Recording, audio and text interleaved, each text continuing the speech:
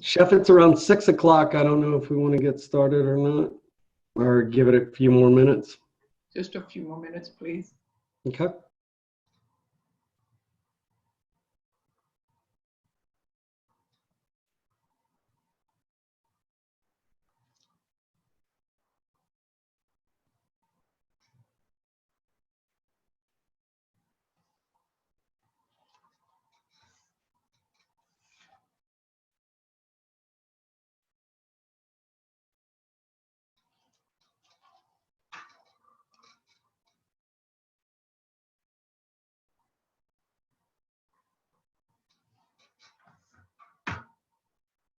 Good morning, everybody.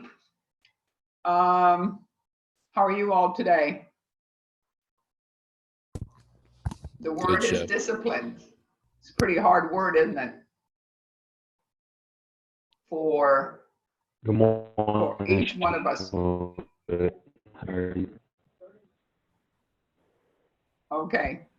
But as of today, or as of Monday, everybody, we are going to have to see you, if you can, for us to take a roll call, because we're going to have to really start paying attention to something of making sure that you're all here.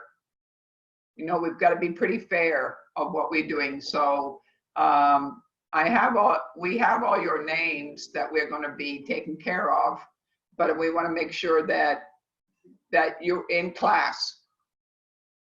I don't see your faces, so I would like to call your name out, and then you tell me that you're here, and if you could possibly get on screen so we know that you're there. Is that pretty fair? To understand what we're doing and make fair to all the students all the way around us to make it work. So what do you think, Chef? Make your life a little bit easier too. Sounds great.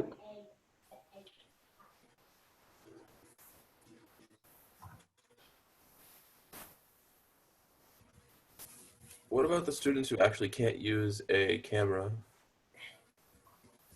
I think they should be only one or two of them, if I'm not mistaken, that can't use a camera, correct, Chef? Yes, there's a few of them. All right. And exceptions will be made.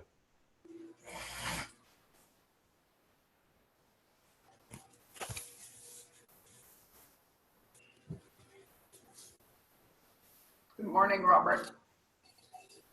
Good morning, Chef. For you.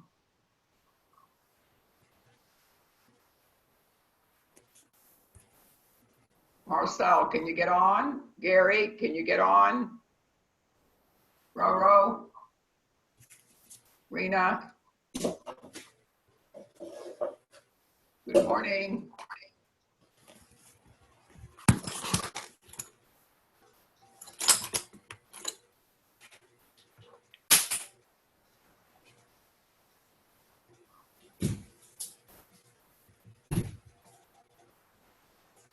Marcel?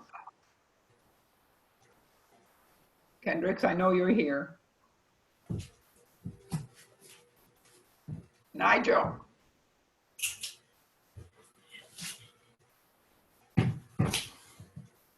Can you can you get on?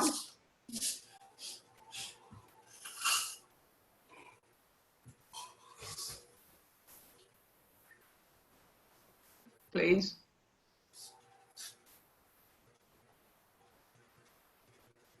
Andrew, can you get Andre, can you get on, please? Yeah, I'm here. I'm just having like a little bit of, you know, No, I don't know. technical difficulties with my camera and shit. I gotta find my charger. My stuff about to die. So I'm here though.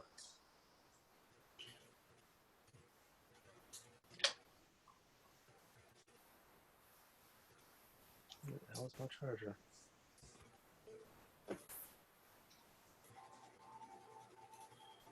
Marcel, are you there?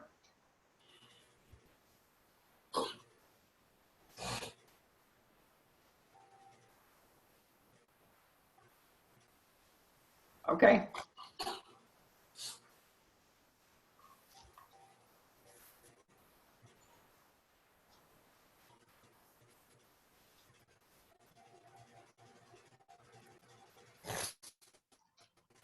All right. Because if we don't get to see you a little bit and we don't talk to you or interact with you all, we're going to have to kind of count you out absent. And that, I don't want that to happen, guys. Because you all take this much time to get something done. You can understand that in an essence. Trevor, are you there?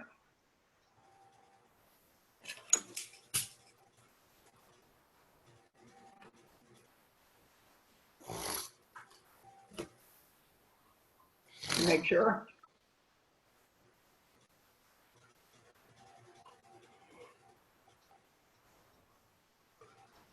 All right.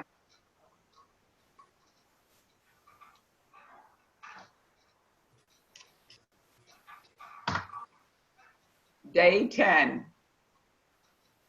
Do you want to, Chef Cliff, do you want to start with introducing discipline to begin with, an overall picture, or do you want me just to go in with the slides?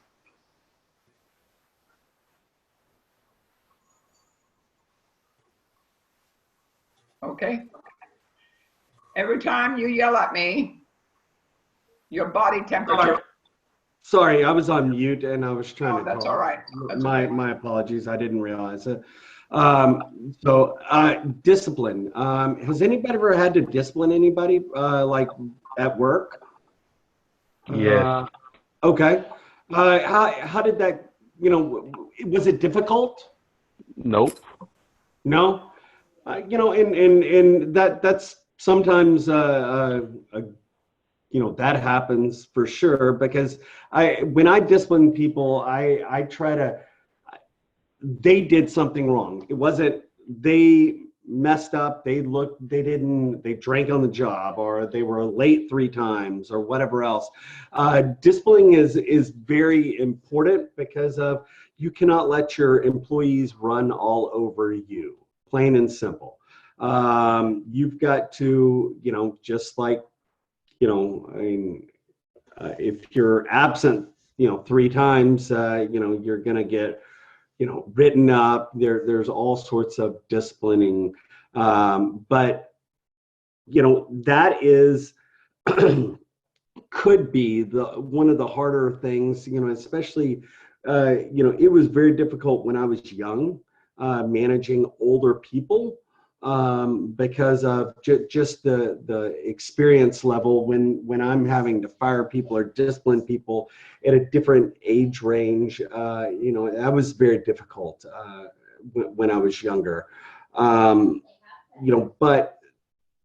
I had to justify certain things. But discipline is very important, and it happens a lot. And you might not see it because, how Chef Pablo was saying, you want to pull somebody kind of away from the crowd and not really talk about it, or not talk about it in front of everybody. So that's kind of what happens. But there are different steps, a verbal, written, and then, you've got an actual, you've got the just firing, and what's the other one? Suspension as well. You'll get suspended as well. And those things, but it's just you breaking the rules. But you have to know what the rules are, and make sure that your employees know what the rules are, and have a handbook or whatever else. But discipline is very important. But Chef Pablo, I'll pass it over to you. All right, thank you. Chef, Nigel, are you there? Yes, go ahead. I'm Go here, ahead. Chef. Yeah, I see you. Okay, make sure you get on the screen, because I definitely need to see you all. I've got Nigel. Are you one of the ones that can't get on? Is that the one, Chef? Oh, yes, I think so. Okay, Nigel said yes. He's typing in there. okay. All right. Okay, we really need to pay attention to who's in the class. So discipline. Every time you yell at me, your body temperature rises and the air conditioner has to work harder. Energy costs go up. Profits go down, and your stock loses value. There you are, Delia.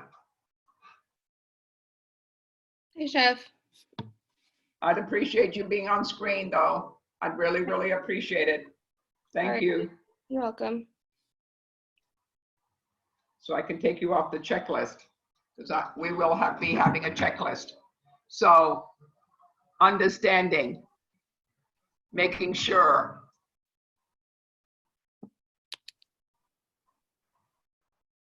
At some point, you're going to be run into an employee who just isn't performing up to expectations. The third one, Chef, please.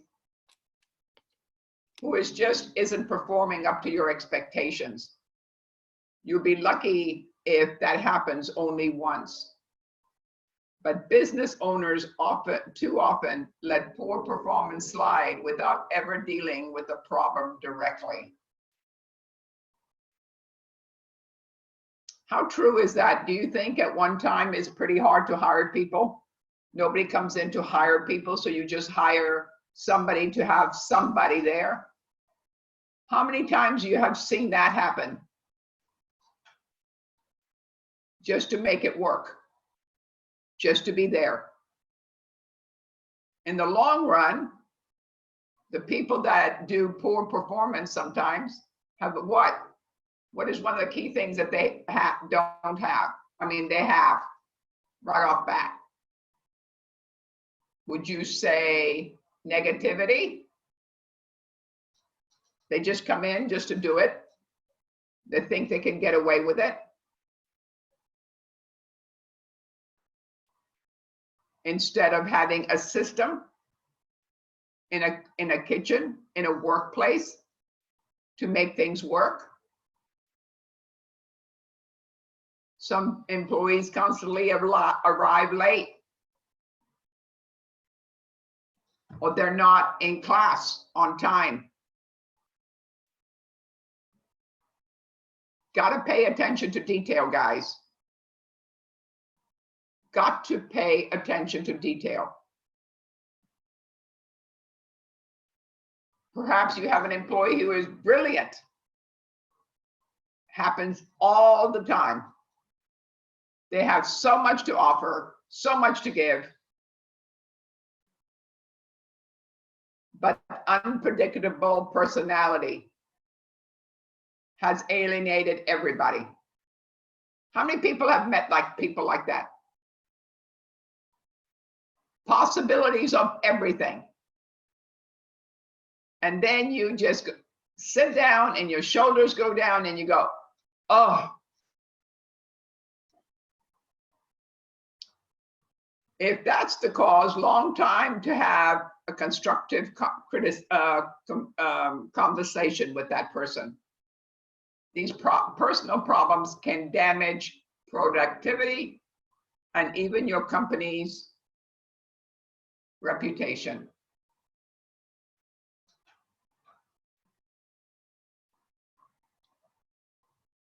Discipline in the workplace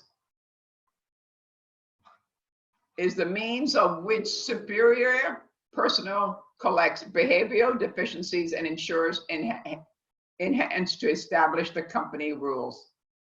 Wow. So what are we saying? There's always some sort of rules to follow. What are your standards? Just to get a job to get there? I don't think so. If somebody is paying you to represent them, you need to follow their directions in some essence, their restaurant plan to make it work. Discipline in the workplace is the means of which the supervisory personnel corrects behavioral deficiencies and ensures the entrance of established company. The purpose of discipline is to correct behavior. It is not designed to punish or embarrass the employee. Remember, take them aside. Never in front of a group of people. Often a positive approach may solve the problem. Mentoring, remember? We, not I. If unacceptable behavior is the persistent problem, if the employee is involved in misconduct that cannot be tolerated. The management may use discipline to correct the behavior. What kind of discipline do you usually do in a kitchen sometimes when people are always late and they badmouth, they backtalk you? How many people have seen it? It's not acceptable in so many assets.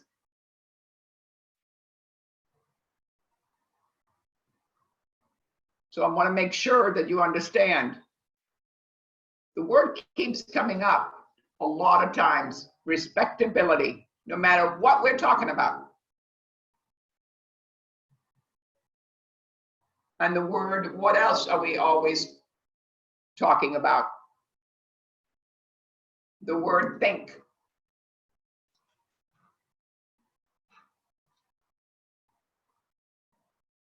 Really important. Your goal should be to correct the problem, not to create a confrontation. Planning the essentials. These tips from Dan McCarthy, the Director of Executive Development Program at the University of New Hampshire. 9 steps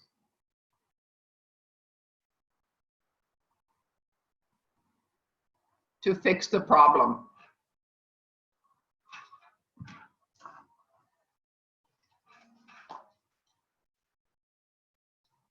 To collect as much information about the problem from as many sources as possible.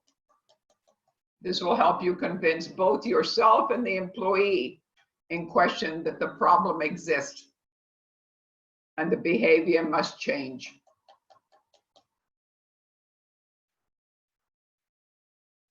Before you sit down with the employee, organize your thoughts, the word think, and write down an outline to make all the points you have to cover.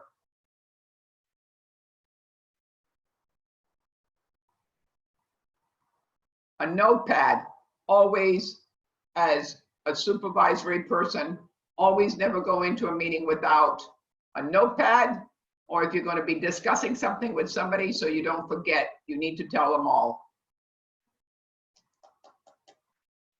Make sure you ensure and don't forget any important issue. You're not here to punish the employee or to vent your problems, really. The point is to help this employee improve his or her appearance of performance. We want to be a team, not I, or he personally thinks it's I. Discretion works in every favor. Choose a quiet time and a private place to respect privacy and distraction. Don't focus on the wrong with your employee's behavior, but sure that he or she understands the impact behavior has on your business and the importance to make a change. Ask your employee what action steps he or she takes to improve, incorporating those ideas. Get them engaged, not overpowering them and being negative through the whole idea of what you do. Wrap your meeting up with a list of actions to be taken, a timetable for those actions. Timetable always. Restricted time to finish the job, or for him to step it up, or her. As you clearly state the consequences of the meeting and the goals. Be sure to tell your employee that you believe in him and he or she is capable of the job. When your meeting ends, documents and conversations and all the agreed upon terms, keep the record on file, schedule follow-up appointments. How important is a follow-up on it? Kind of important to kind of let them know that you mean business. To make sure that you know that you're watching and things have to be done right. Not your way or the highway. Because you came to that person to talk to them. To compromise to make it work.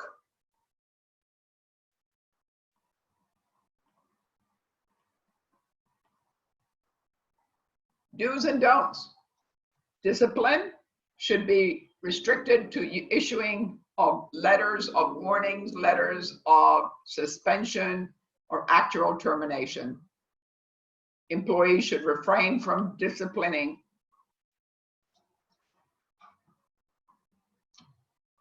employees by such methods: altering work schedules, assigning an employee to unpleasant work, or denying him vacation request.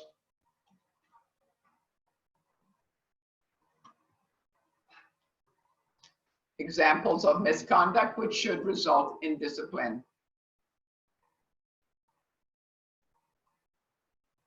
Do you think that tardiness in a chef's world is acceptable? How many think that that's acceptable? It isn't. If you call the chef ahead of time and say, listen, the bus didn't get here, or I'm waiting to get there, my ride isn't there. There's a lot of things. But if you do it every day, that is excessive. Or there's a problem every day that you're not there. Coming to class every day. Are you late all the time, no matter where you go? Is that acceptable? You should plan at least to be there 10 minutes before a function starts or your job. Instead of running in, if you have to clock in, to let them know that you're there. Depends on how each company do it differently. Be ready.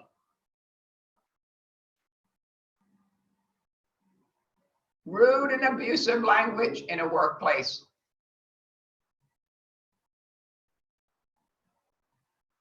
Failure to follow departmental rules and policies. Not wearing safety equipment, not following correct cash handling procedures.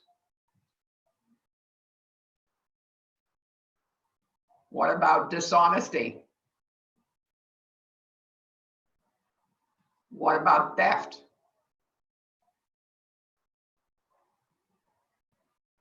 Of course, discipline may be required for a number of other misconducts. A question that needs to be asked is the employee has just cause.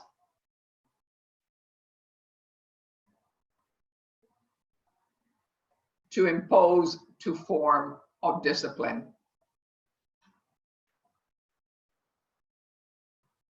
Just cause.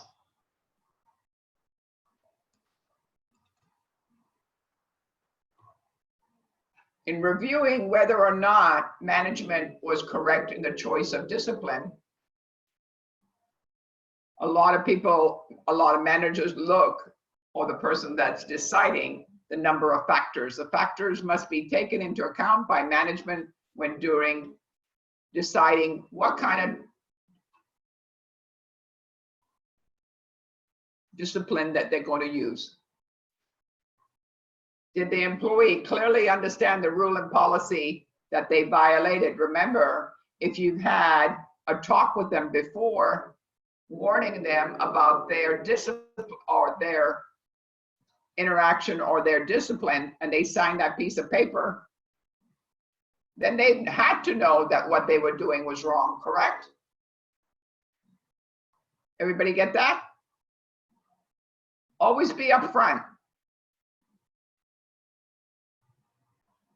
Did the employee clearly understand the rule and policy that they violated?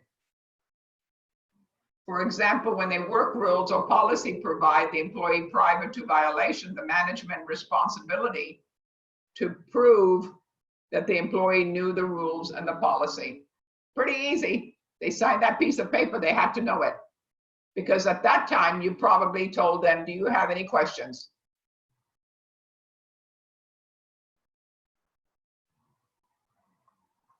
Was the rule and policy consistently fair to enforce by management?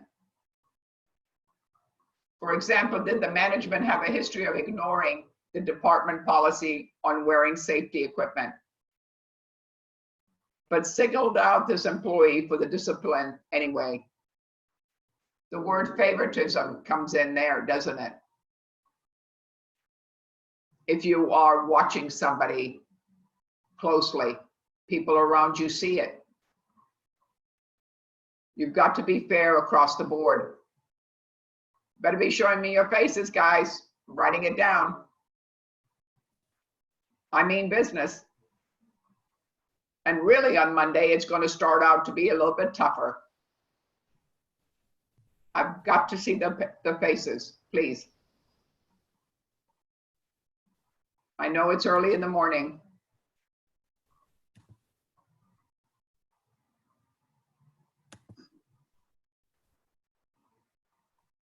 For example, management has a history of ignoring department policies and safety. Singled out for an employee for discipline anyway. Does the employee know that violating rules and policy could lead him to a discipline? Does he know that? Oh, they'll say, oh, it doesn't matter. He's never done anything before, the chef. The seriousness of the offense is in terms of violating company rules for conduct and company obligations. For example, being a few minutes late for a shift would not be viewed as being a serious offense or striking another employee or stealing university property. The long service of the employee, the previous good or bad work recorded of the employee. You think that should all be partake? When the employee is pushed into acting rudely and violently on a result of a management or a customer actions.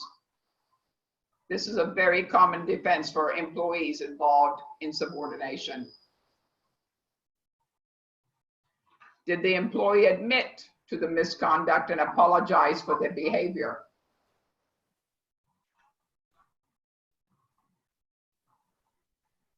Operators are often ruled harshly against employees who are discrepancy during the investigation and who show no remorse for their actions. The list is not too exhaustive, but it does include some of the most important factors that should be reviewed prior to using discipline.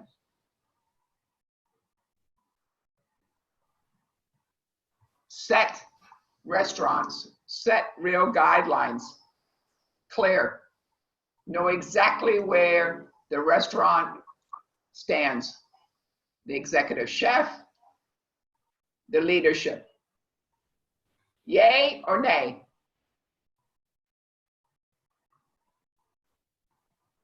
I think we all like policies or rules when you come into an establishment. You have to kind of feel your groundwork. You've got to feel where you are to what you're doing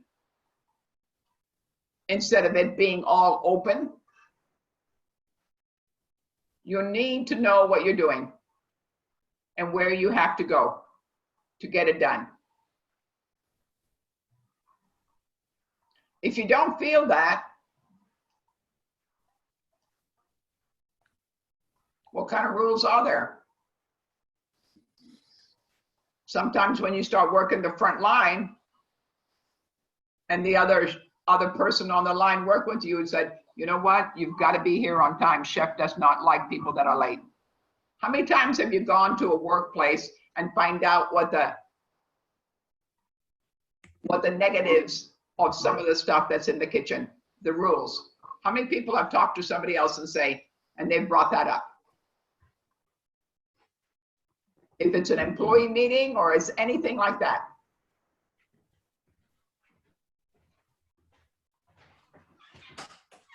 They get to know you as an individual and as a leader.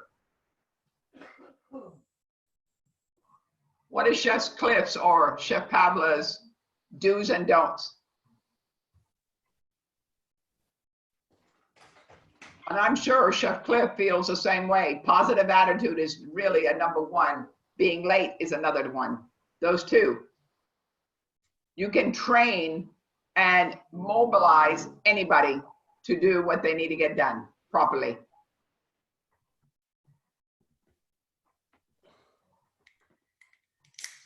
But being late sometimes really makes a hindrance on the whole team for getting all the stuff ready on the line.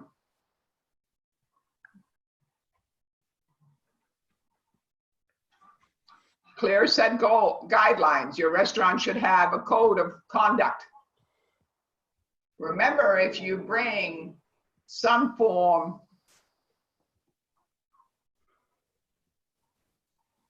of I would say, I'm not going to say authority because I believe that everything should be rigid.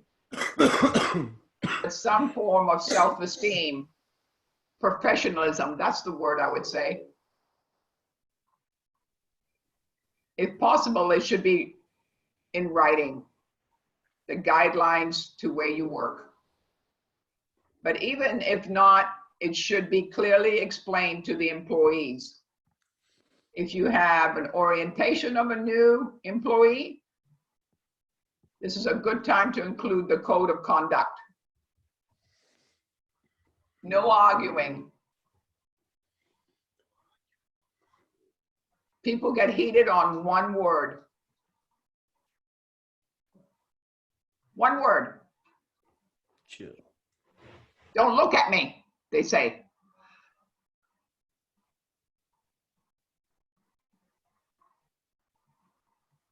So you've got to be very careful on how you interpret yourself with each other. Or you should have done that. Remember, if you are a person, positive attitude carries a long way. If your restaurant doesn't have a code of conduct, as a manager, you should still set basic standards for what the behavior is unacceptable under your supervision. Not dictatorship, guys.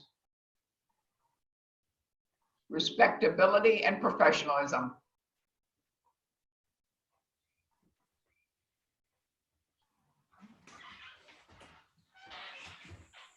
Progressive discipline. Even if you have an explicit code of conduct, and there are times when employees will act inappropriately. The most common way of dealing with the workplace discipline is called progressive discipline because it's a process through 4 stages.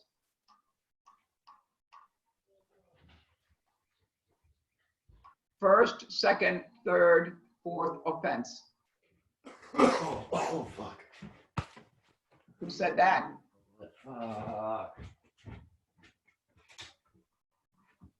Was that you, Trenton? Yeah. I need to see you. Ma'am? You need to be on. You need to be on screen, Oh, please. yes, ma'am. Hold on. With your hat off. Please keep in mind, I've been awake for a grand total of like 7 minutes. Well, that's not my problem. That's yours because you're late. Yes, ma'am.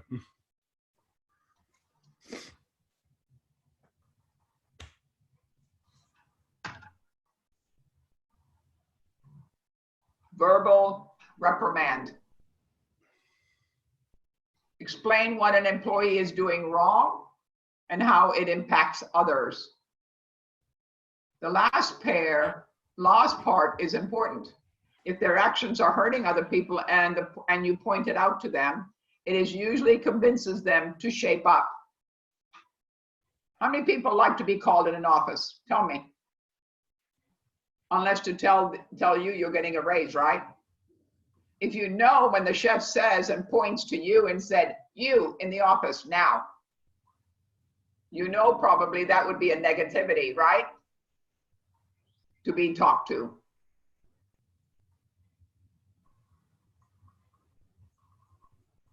Want to make sure. We all need it once in a while to be called in an office and told us verbally something. It's not unusual. It's not a bad thing. Being called in the office, some people think it's devastating. Boy, and they'll straighten up right away. Roro, are you there?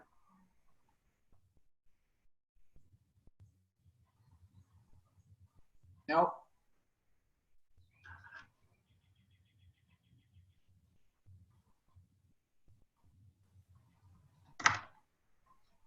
So sometimes a verbal makes a big difference in the world. Some people never like to be told that they're doing something wrong. What about the written warning? Create a document that explains to employees what they're doing wrong. Not too negative all the time, guys. You've got to be positive in some aspects. But you're there for a business to tell them that they really did something wrong because they've already had the verbal.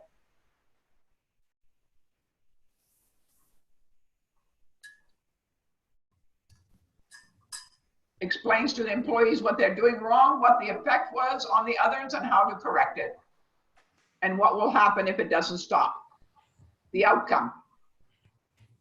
If the final documentation then lists every other correction they were given and describes that they failed to correct their behavior, explains that this is their last warning before they're suspended.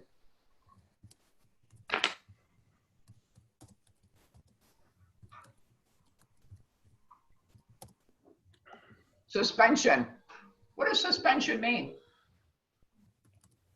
Take the employees off the same period of time for some period of time.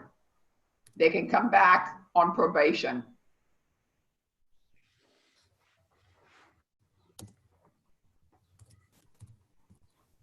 Which is some sort of punishment or additional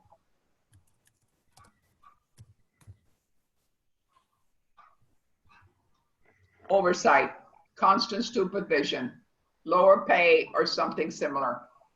I don't think that suspension, it hurts enough when they're not making the money. So you can't go to work.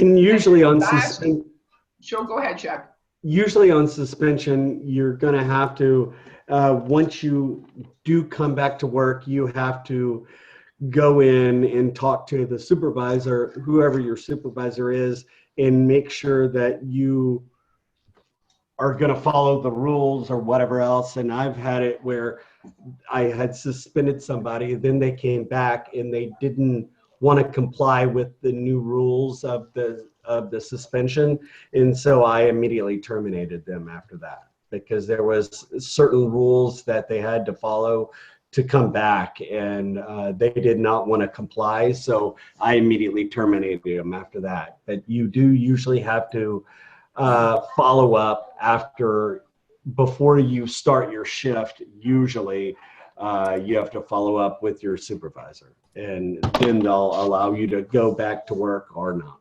But anyway, go ahead, Chef. Well, some people sometimes don't want to adhere to what the meeting was all about or why they're in that suspension time. And if they come back with an attitude, I'm here, I don't care. How many times have you heard that? I don't care. You don't want employees to be at a job that they don't care, because that's your livelihood and that is your restaurant. Everybody needs to feel proud of where they work. It might not look like the greatest place outside, but there is a team inside that they're working to the best of their abilities to make that place a fabulous place to get food. How many of you feel that when you go to a job? Or feel that? I know, Marcus, you do. Making to understand that. I just want you to understand, be proud of where you work and represent them. It's really important. And last but not least, termination. Meet the employees in person, provide them documentation for every step that you've taken to get to where they are today. Back yourself up. You have to back yourself up. Because they would say, oh, I don't think that they treated me well. I'll take them to court. If you don't protect yourself, guys, you don't know what the other person is thinking. Respectability, professionalism, and document everything.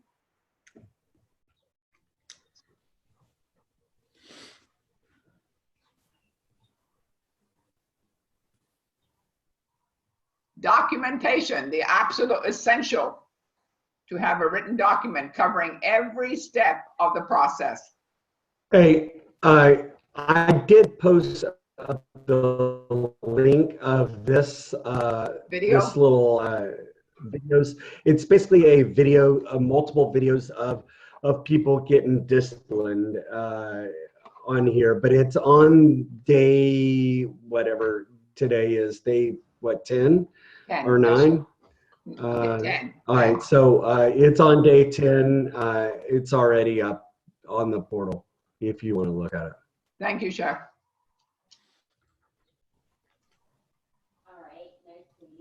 It is absolutely essential to have a written document. Because I don't want somebody to say, oh, I didn't get it. Don't understand it.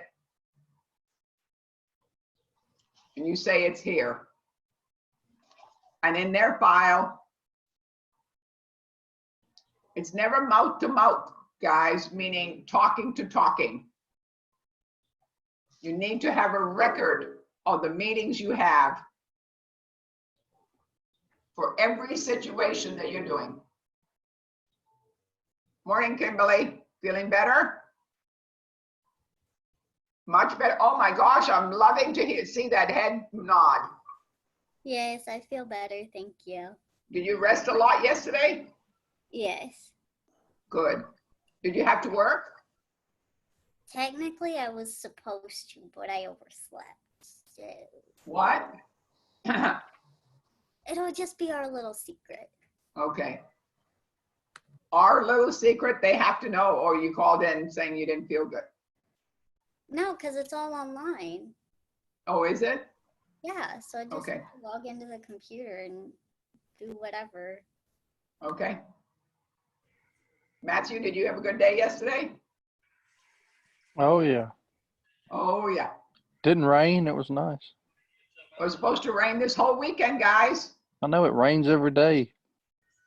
I mean, I don't think I like it too much because I have to mow too much. The grass. Just an awful lot of rain. Ilya, how's your day? You're with the birds. Are you outside or inside? No, I'm inside. Okay. Aren't you the one that was with the birds outside? No, that was Victoria.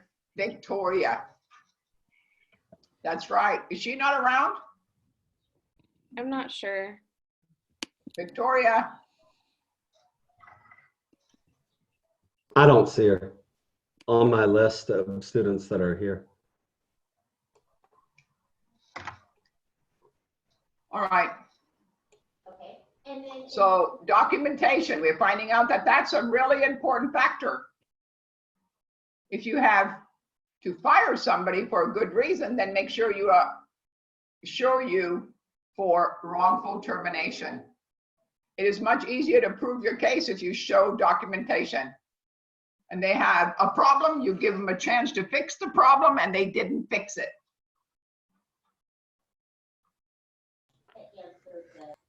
Know how to properly create a disciplinary write-up. Keep track of those with specific limits of time to be tolerated. Specific. Make sure the date is correct. Make sure the time that you talk to them. And every time you had a meeting with them, guess what? What do you think they're going to do? Sign that piece of paper to say they were one-on-one with you. Look for bad trends and habits. If they're constantly late, and why. This is the time to change. Before, I know all of us have to work, every one of us. Unless you have grandparents or your family is pretty wealthy. But that's what we get into this world. We come to school to better ourselves. And fortunately, you've chosen Escoffier, which we're grateful for. To empower yourself to become somebody. Not that you weren't somebody before. Has nothing to do with it. But you're empowering yourself to become better for what you love to do.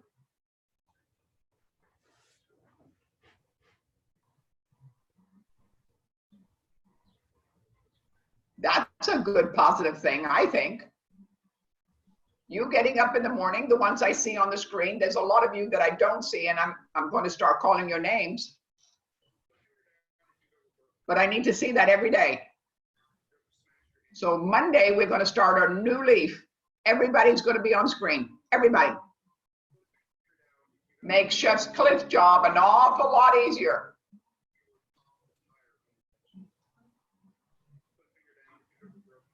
To understand.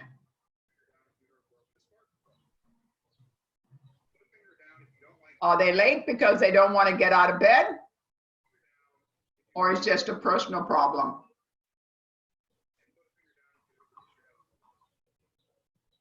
To avoid misunderstandings and encourage compliance going forward, your employee should, or your student discipline letter must be precise, straightforward. Follow the steps, how to create a well-organized letter and effectively communicate with the recipient. You need to write, and this is probably going to be your homework for Monday, guys. Straightforward document.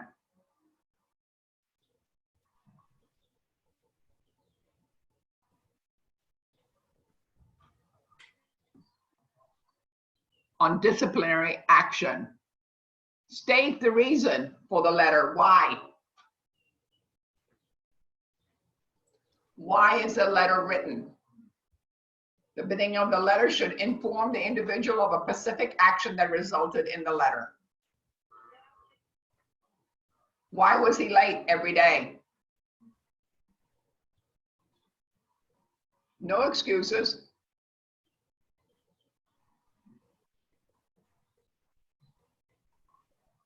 List the specific offenses here and, if acceptable, or inform the individual how you determine him to be violation of a specific rule for that shop, that restaurant. Explain why his actions were unacceptable. First, why, and explain why was it unacceptable. Refer to the particular actions for the employee handbook or code ethics. Hopefully that restaurant has it. Remember the first video that we saw? Did he have a code of ethics? Nope. Really? He just wanted to make it happen, made it as let the employee make a rule. Not acceptable if you're going to run a kitchen. Remember, everything costs money. There's a reason for everything that is in the laws. Refer to the particular section of the employee handbook and code and ethics that explain why he is being disciplined. Why? The reasons why he's there. If the letter is a result of less than standard output, family illustrates the performance that has been expected of the individual within the organization and why it must be met. give consequences of his behavior. Finally, communicate a warning to inform the individual of any punishment or supervisions resulting from his behavior, suspensions resulting from his behavior. List procedures, incidents. If necessary, make sure you explain the consequences the future violations will bring him.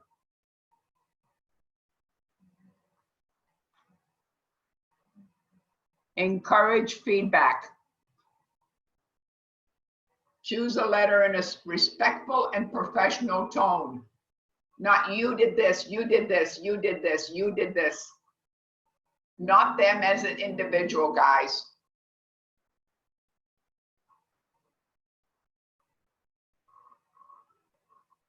Close the letter in a respectful and professional tone. A peaceful response and allows the recipient to provide feedback. Well, you don't understand. I live with my mom and my grandmother, and they just, for me, personal problems, personal issues.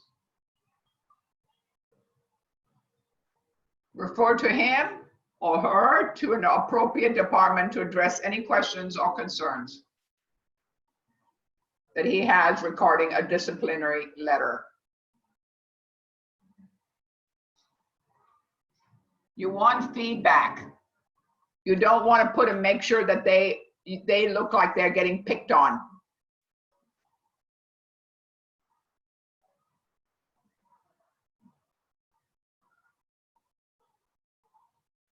Gary Hackett, are you there? Yes, I'm here, Chef. I don't see James today. Where is James?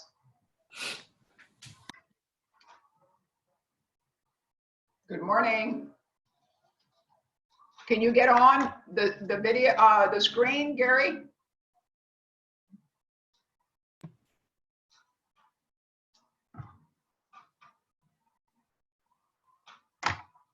Nope. I'm on. There you are.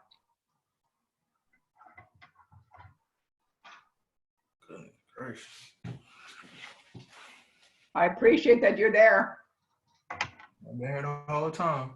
All right, but I need to see you too, okay? Okay. I appreciate that, really. There you go, Chef. All right, thank you. And I know Chef Cliff appreciates it too. Marcel, we do, can't thank get you. Kendricks. What, Chef? I said, thank you. Uh-huh. But as of Monday, guys, everybody is going to be on screen. I need to see you.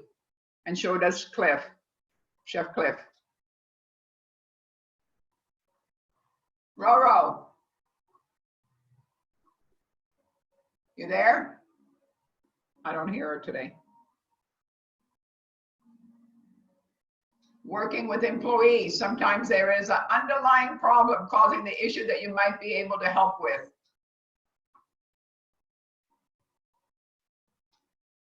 Remember what we talked about before. The executive chef is sometimes your sounding board for the problems that you have.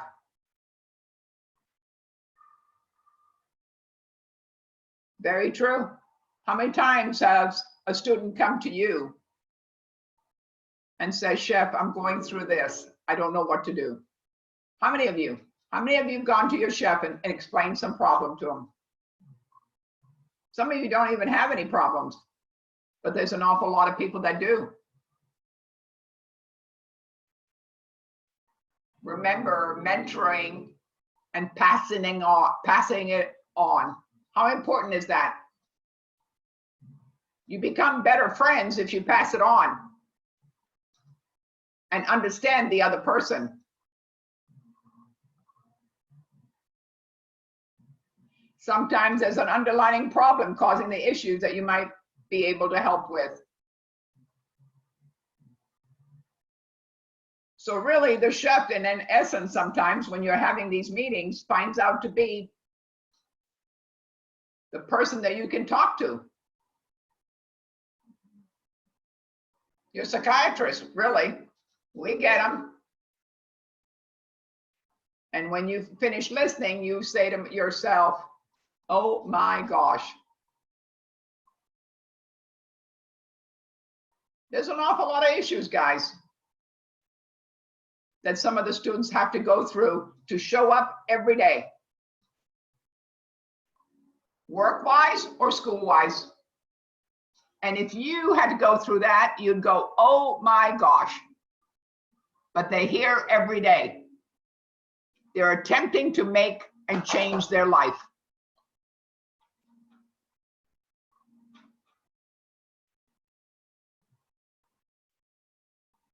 That's what it's all about.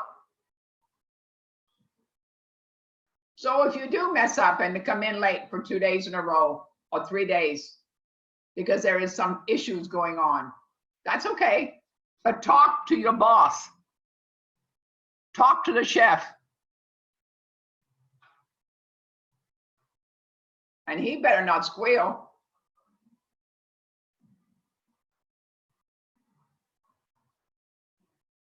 We're all human beings and we all need to be talked to, positive or negatively.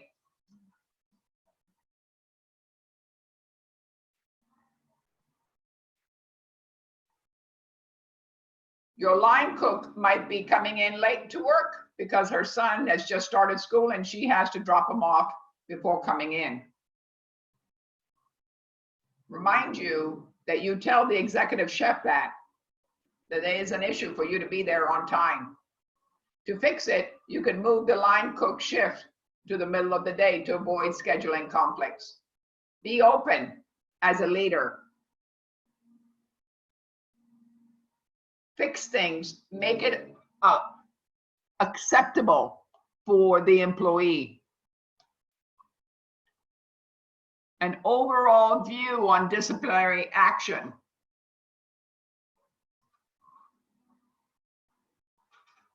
Juan is a human resource specialist that has been asked to review his company's disciplinary procedures. Discipline is an action taken by an employer to correct the employee's poor performance or behavior that violates the company policy or procedure. Warren knows that it is important for employees to not treat discipline as a form of punishment, but rather as a method of training employees to be a better employee and improve the unacceptable work, behavior, or attitude.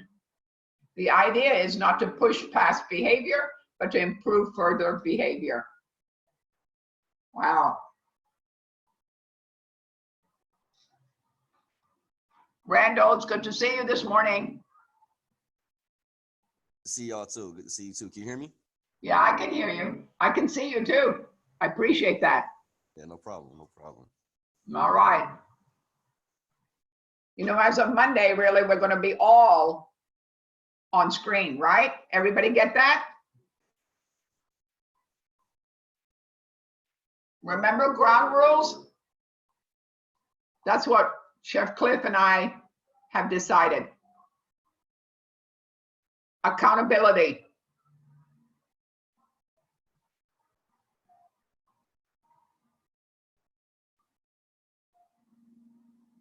And why are we at school? The hot stove rule. Joan also knows that it's a good idea to follow the hot stove rule in discipline. If you have ever touched a hot stove, you probably will not do it again. Let's see why. You received an immediate feedback if you touch your hand on a hot stove and it burns because the effect clear and intimate. You know beforehand what happens if you touch a hot stove, and you can tell a stove is hot because of the flames and the red heating element. Knowing in advance the behavior will be disciplined with help to prevent the discipline. That's a good one. You know, personally, individually, we know when we're messing up, don't we? How many people think that? Do we know what's right and what's wrong? I think in real world life, you know, before you even get there, you're going to say, oh my gosh, the chef's going to say no.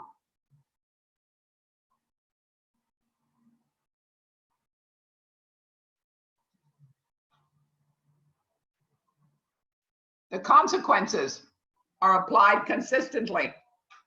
If you touch the hot stove, you get burned no matter how many times you touch it. There are consequences for each time you touch it. The hot stove doesn't care who you are. It only cares what you do. If you touch it, you get burned. If anybody else touches it, it gets burned also. The consequences are not personal. The consequences are based only on behavior. Vaughn can take these principles and develop a set of rules concerning the company's disciplinary action, which we can call hot stove rule. Discipline should be immediate. In other words, when the employee violates a rule, procedures, or standards should be undertaken as quick as possible. If you let him run the shift, he forgot what he did in the first place. Oh, I can't remember that.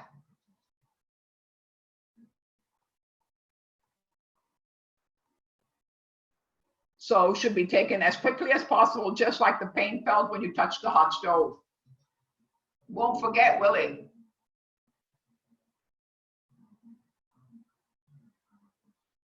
Gary Hackett, you there? Yes, Chef, I'm here. Okay, I need to see you.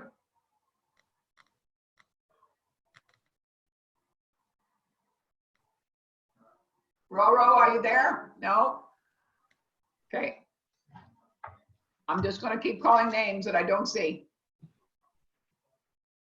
I see you, Andre. Chef, Thank you. with all due respect, can we continue with the PowerPoint? Say that again? With all due respect, can we continue with the PowerPoint? Did you understand him, Chef? I didn't get it. Who's talking? Gary. With all due respect, can we continue with the PowerPoint, please? Okay, thank you.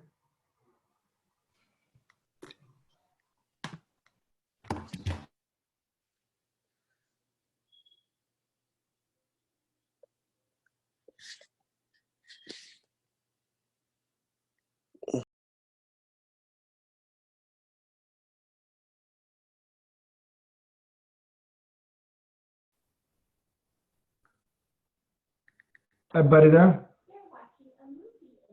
Y'all there? Yo, here, Chef Cliff. Okay. All right. Yes. I think we might have some technical difficulties maybe. I can't see her camera anymore. So let's see, the hot stove rule, let's go. Let's see, let me get up. Let me fix my camera. There we go. All right, let's go.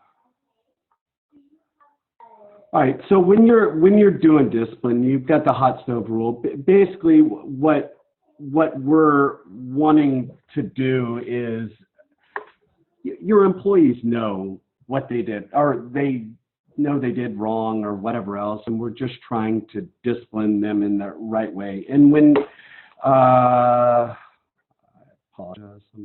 Let's see. Were we on this one or the next one? The next one, please, Chef. Oh, there you are. The next one. Right here? That one. Thank Okay. you. Are you going to do it, Chef, or do you want me to do it? I am, but I was waiting for you to so they could see it. Oh, You I went didn't off. even, I didn't see you. Sorry. It went off. Oh, I did? The All whole right, my screen. bad. The whole screen went off. Oh, my bad. Oh, don't say you're bad. It's just it's what happens. Disciplinary action should be impersonal. The hot stove doesn't care who touches it, and it'll burn princes and paupers like. Likewise, the company discipline action should be applied and not applied based on the conduct, not based upon the engaged in the conduct. Once the disciplinary action has been completed, managers should treat the employees subjected to discipline just like anybody else. Equal opportunity, not favoritism. Okay, would you like to take a 15-minute break? How's that? Would you like that? Sounds good. Have a coffee? 15 minutes. 15 minutes, thank you. Thank you.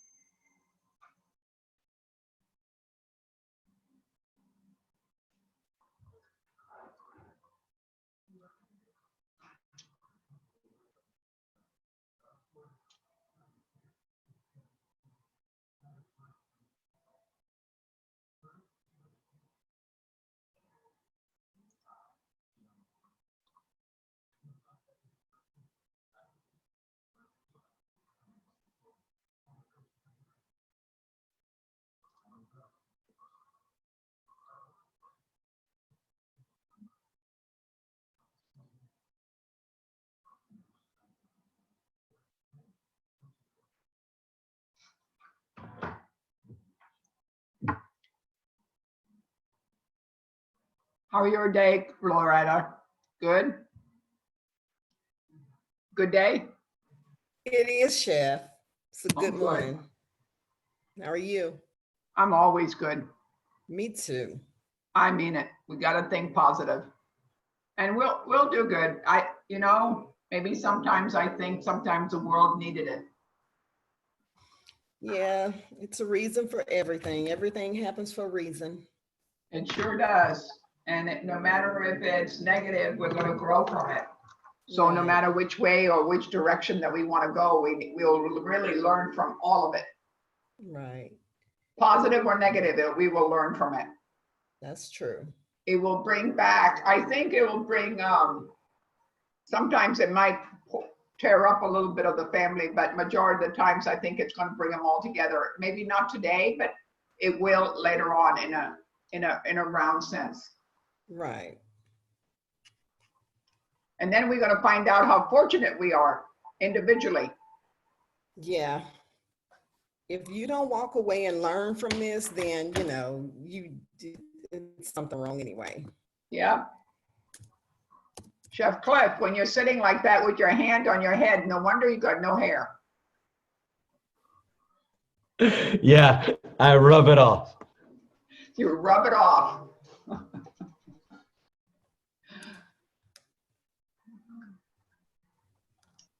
I think them realizing that they need to be on screen really will help you too, Chef, to make sure that they pay attention.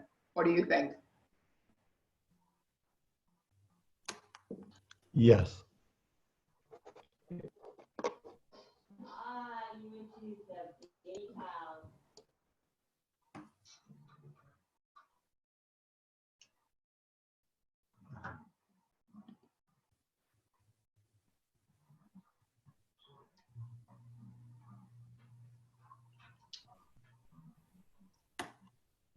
Robert, are you still at home with your family?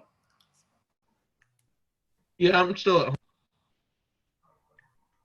Are you liking being back home or are you like living in Austin? I'm definitely happy to be back home. Are you?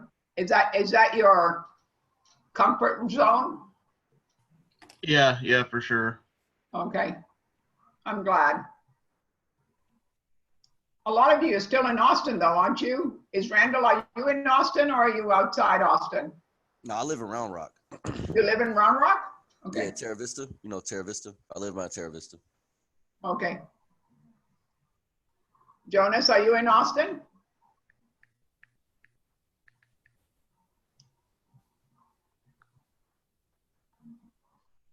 Are you talking to me, Chef? Yeah. Maybe I'm not close to the speaker. That's what it was. Oh, no. I thought it's Jonas. Yeah, Jonas. I thought You told me 10 times. similar to my name. Yeah. Yes, I live in North Austin.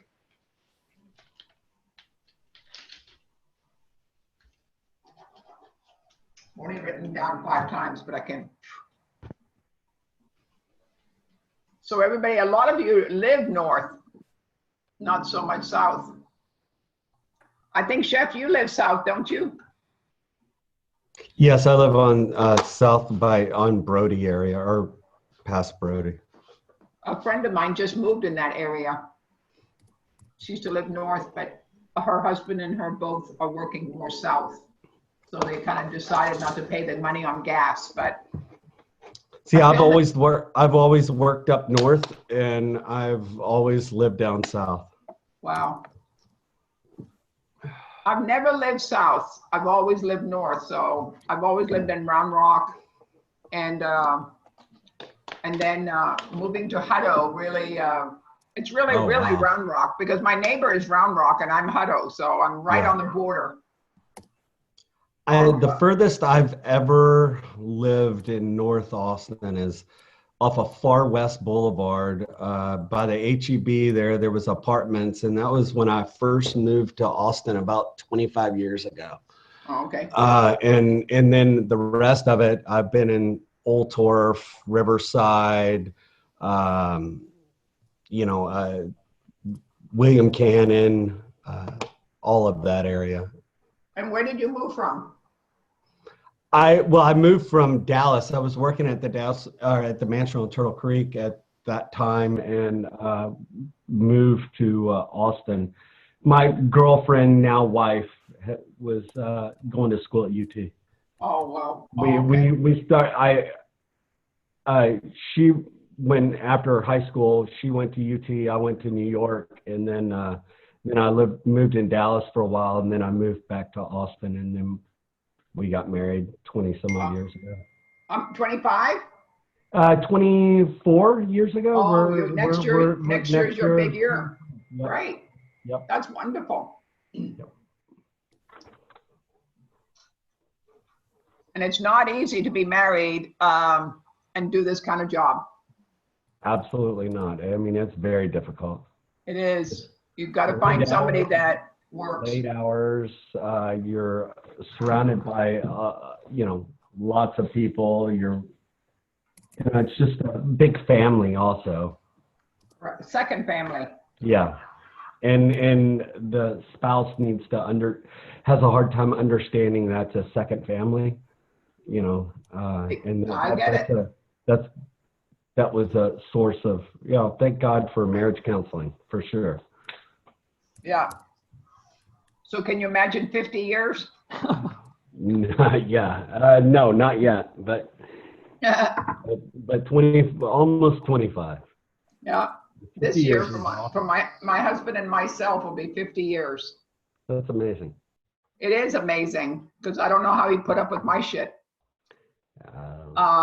And my schedule. Yeah. Stuff either. Well, it takes two to tango, remember? Very so true. It's a good thing. Okay, guys. We So ready? we're back on. I need your faces on again. I really need to see them, and I appreciate that. Kimberly, it's good to see you.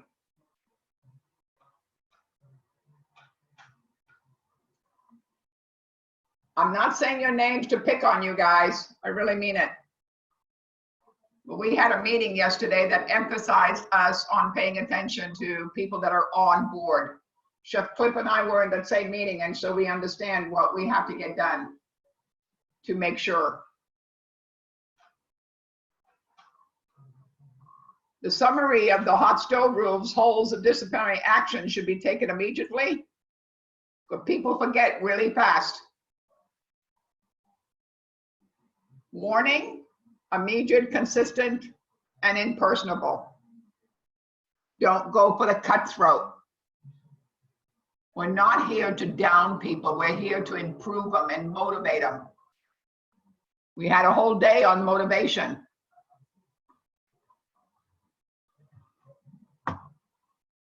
To understand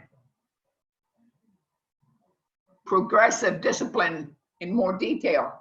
Progressive discipline is a process of dealing of job-related behavior that does not mean expected or communicated performance standards.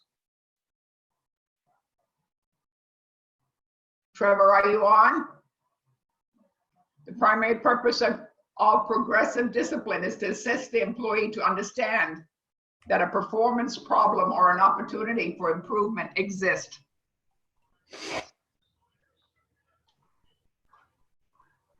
The process features a series of increasingly formal efforts to provide feedback to employees that they can correct the problem. The goal's progressive discipline is to get the employee's attention. Mentoring, paying attention, one-on-one, not reprimanding them. That's not your job to keep reprimanding them. Your job is to motivate them to do the job right. All these little words that we're coming down the process of understanding the foundation of a kitchen, the fundamentals of anything that we do.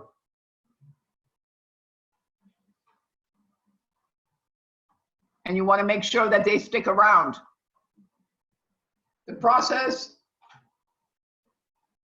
of progressive discipline is not intended as a punishment. Remember what I just said, but it assists the employee overcome performance problems and satisfy job expectations. Progressive discipline is most successful when the assets or an individual can become effectively performing member of the organization. Counsel the employee about performance and determination and his or her understanding of the requirements. Also determine if there are any issues that are contributing to poor performance. The issues are not always immediate. For example, of an issue in an employee doesn't understand the goals of which he needs to contribute. The second example of an issue in poor attendance. Performance situation is that the employee is taking time off to assist his sick mother, but he doesn't tell his manager, who would be referred the situation to human resources and addressing the FMLA eligible time off. Remember, working with your team is really important. Talk to your supervisor. Another big thing, communicate. Let them know where you are. Let them know what the personal stuff or the hardship that you're going through. We're human beings, we understand. We make it work. We're not in the dictatorship.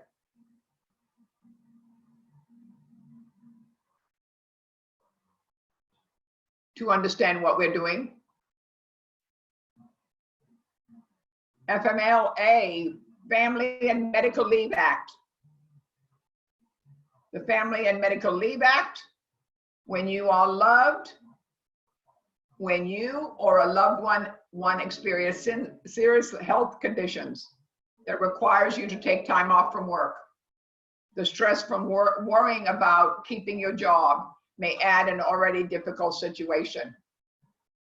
The Family and Medical Leave Act may help, whether you're unable to work because of your own serious health conditions or because you need to care of a parent, spouse, or a child.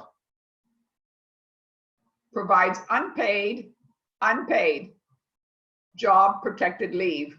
Leave may be taken at once or may be taken intermittently as a medical condition requires.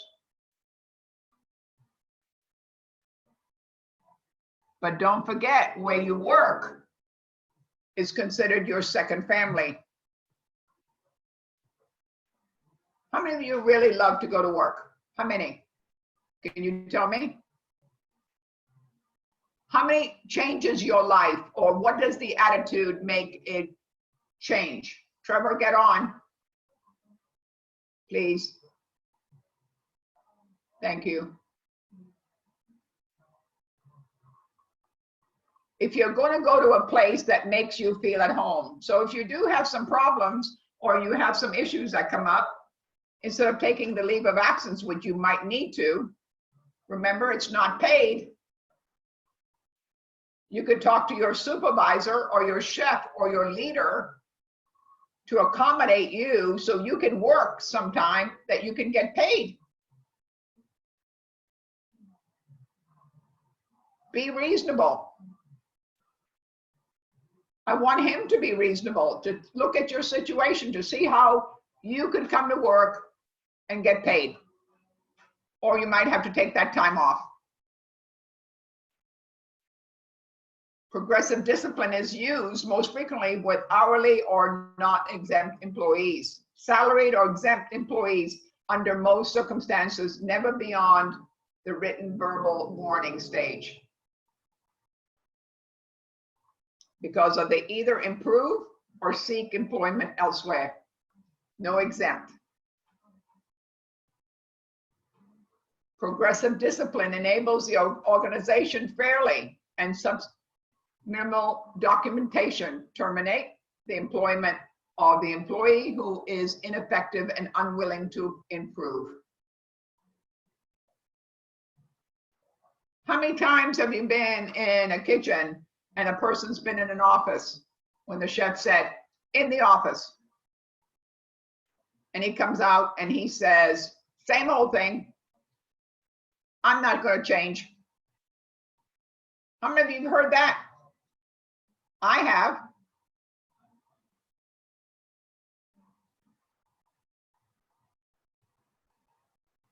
No matter what you do to talk to that person doesn't change their attitude, their respectability, or being late all the time. Ad lib.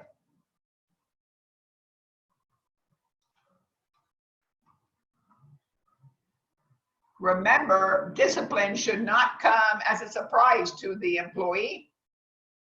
Occasionally, employees are unaware of their supervisor's dissatisfaction until they suddenly receive a formal written letter reprimanding the letter of termination. That means that chef didn't follow through, did he? Didn't talk to them.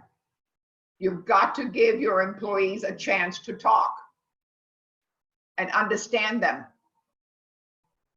Remember, it's family.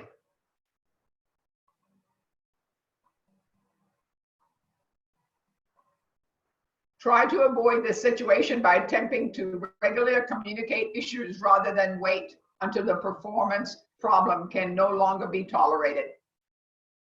Remember, a leader is a leader to all, evenly.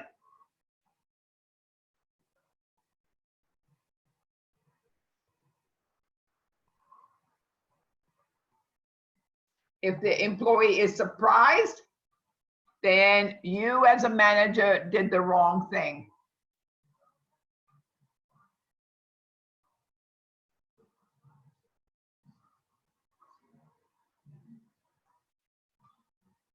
Always be upfront.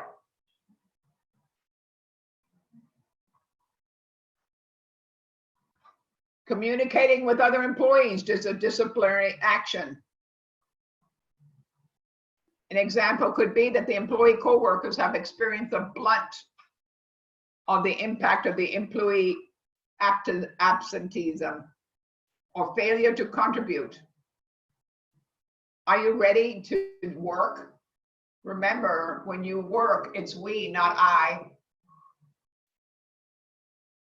Want to know what they're talking about and take matters seriously and working to correct the behavior, not hurt the moral of the contribution of the other employees. And seeing no action taken to correct the action are poor performing employees. How many times do you get on a line and somebody's not doing their job? And you're thinking underneath your breath, well, the chef's not going to do anything. How many of you that come to that situation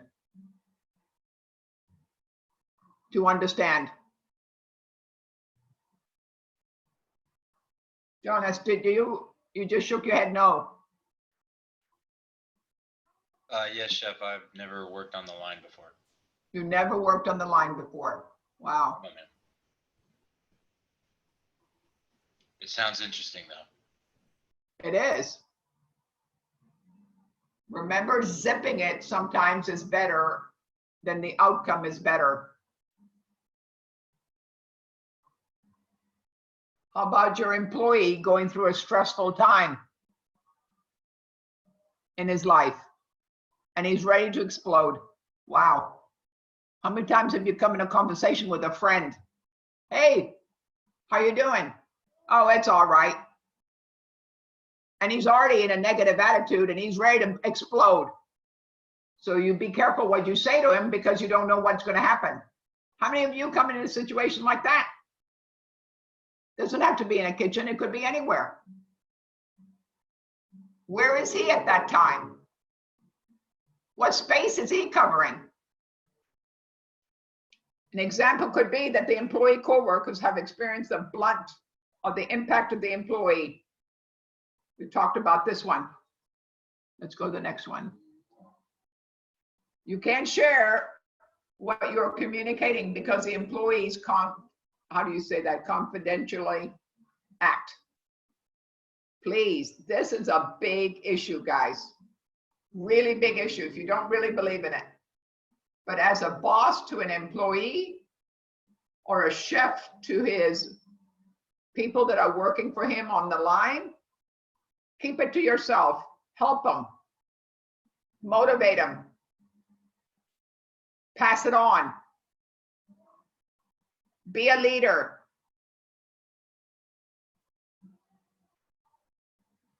Everybody having a hard time staying up? It's Friday.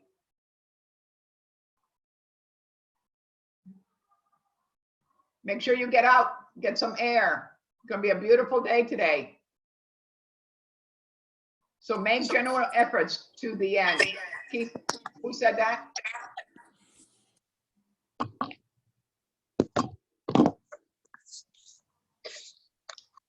So make general efforts to the end. Keep in mind that your presence can change the employee's behavior, persistence, and make sure you never see the actions that a coworker used.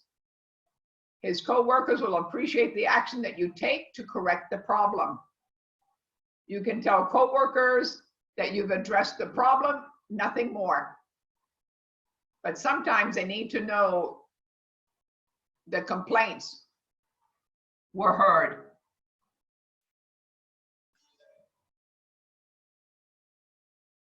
How to communicate and discipline. First steps in communicating discipline action is to take employees and set them up for a meeting with the employees in a private office. Always have written notes, guys, to know what you're going to be talking about. Chef, what PowerPoint are you on? Sorry, I was How typing to something else. communicate discipline. The next one, I think it is. Keep going, keep going. Nope, I'll back up. Back up, back up. The other way. Thank you. Back up, back up, back up, back up. You're way ahead of me, Pumpkin. There. No, the one underneath it. How to communicate discipline, right? Next one. Down, down, or up, I meant. There. Perfect. The first step in communicating discipline action is to take the employees and set them in a room and make sure you have your notes. Always have a third party present, a witness. In a union represented workplace, an employee may also ask the union leader or represent the meeting. Clearly, for example, illustrate the behavior for a not representative workplace. An employee can request that his own wellness, possibly a coworker friend, will attend. Talking with employees, telling the employees you have a bad attitude gives the employees no information about the behavior that you see as an employee's change or improve better. When you slam your parts down hard on the workbench, you risk breaking the part. You're also disturbing the coworkers. The noise bothers them and they're concerned about their safety. How about walking out of a room and slamming the door? Or coming in the door and slamming it? Kind of telling them how you feel. Your actions can cause the coworkers to stop working to see what is happening. Remember, it needs to be away from the place of where you work. Privately, it's one-on-one, except if they bring somebody else to bring in there. You can consider that your verbal warnings and the behavior needs to stop. I can understand that you work sometimes frustrating you and that you vent.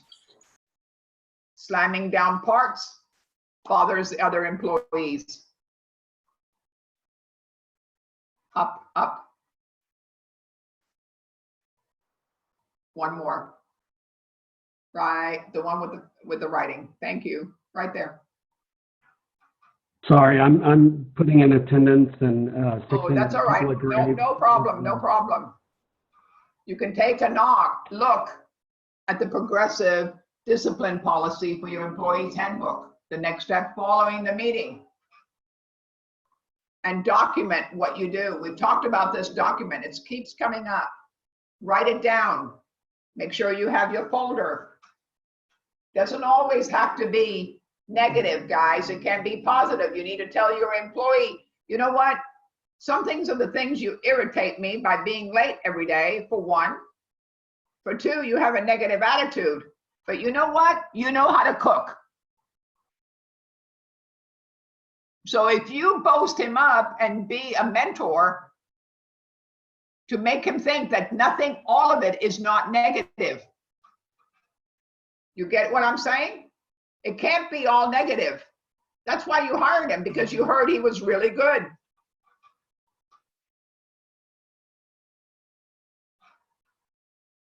You just have to be specific as possible. Praise and recognize positive employees' behavior and contributions. You are just specifically when you ask your employees to stop improving negative actions.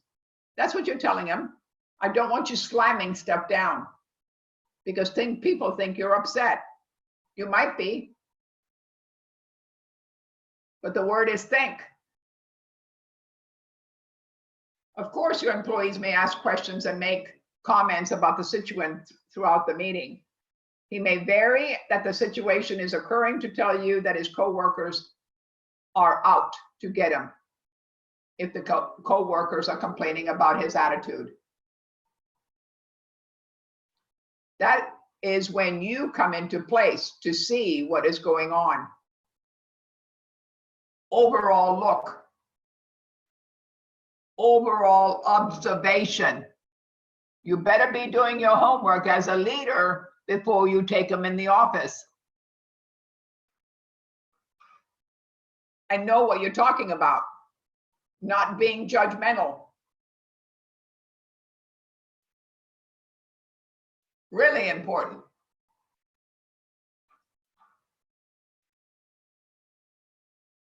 Progress, discipline, policy, content. On a final note, even if you have a written progressive discipline policy, you need to make sure that you state that you will apply it only in certain circumstances. Refrain your right as an employer to skip all the same of the steps in certain circumstances. In one small manufacturing company, for example, the following action occurred.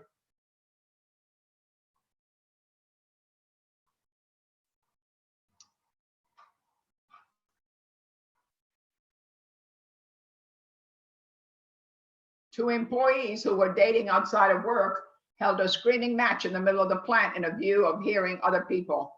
All work by over hundreds people stopped.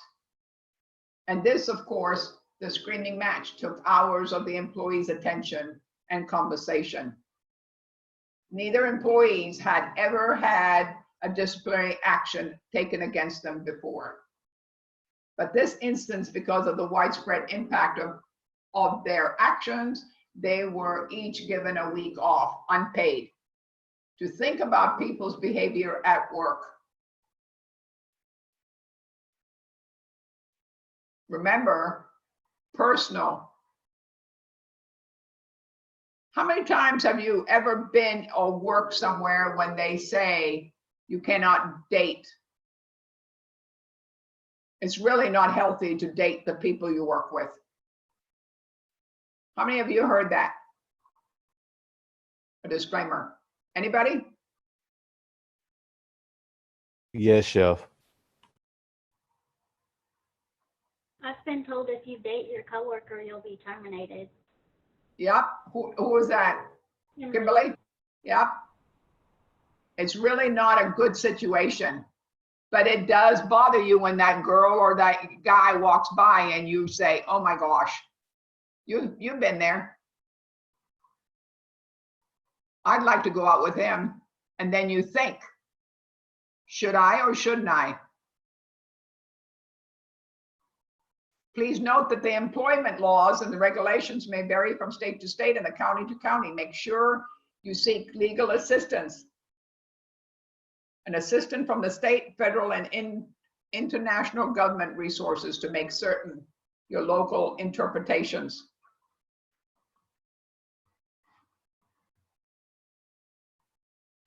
Respect employee discipline steps and prevent future problems. A good manager understands that disciplining employees is a part of their job. Wow. That's their responsibility that the kitchen runs smooth or their department runs smooth. Almost every employee wants to be productive and succeed in the workplace. They need guidance and understanding more than threats and warnings. To prevent future problems in a workplace, to improve your management skill, implement the respect employees. Avoid talking down to employees.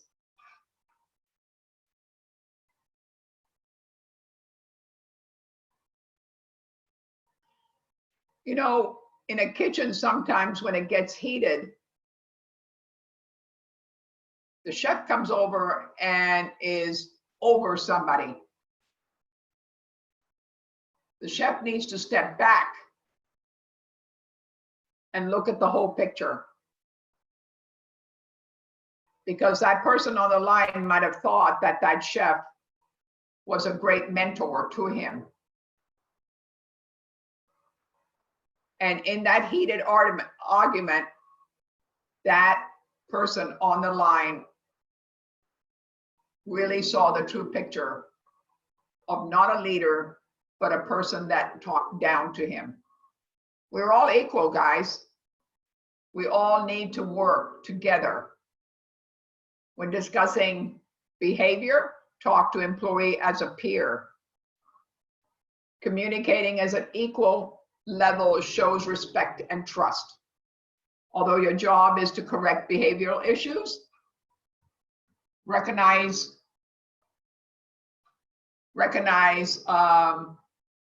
although job correct behavior issues, recognize that threatening treating your employees well, even in a disciplinary situation, should come first. Work with your employees, motivate them. You have to work with them. Work with your employees to solve the problem by asking the input and the opinions. Involve the employee in development and solution by discussing the situation. Communicate without anger. Remember, anger is the root of all evil. Approach a situation logically rather than emotionally, because employees feel attacked personally, have to calm discussions to get the root of the problem. Maybe he doesn't want to talk about it. You need to let him open up or she open up. Kind of important to let him into your world and you into their world. Not in everything that they want you to do. It's not the chef's job to know your personal life inside and out. But in a way, you could give him a guideline on why you react the way you act. You get what I'm saying? Not knowing everything, but getting him to know a little clue of why you're late all the time.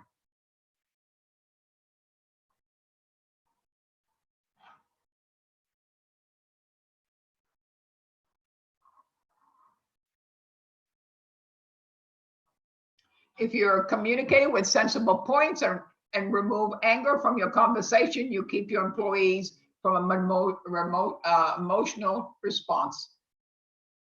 Behaving professionally is often reactive. Your approach sets the bar and sets the employees following your leadership on how to react. Sometimes you have to really look when the chef comes in the kitchen and he is screaming. I've been there. Because he just came out of a meeting from his boss that screamed at him.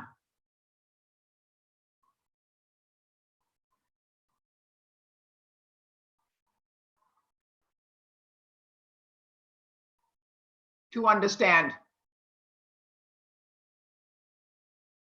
And he needs to take a deep breath and not pass it on to his employees. He's probably paid to hear that from his boss, but his employees don't want to hear it from you.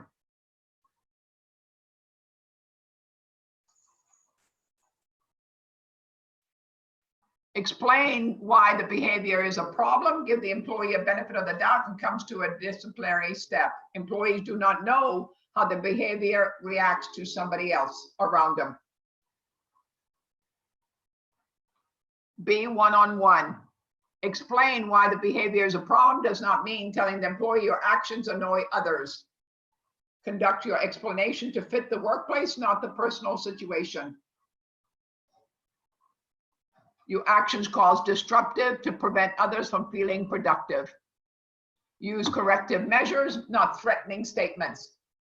You are the highway.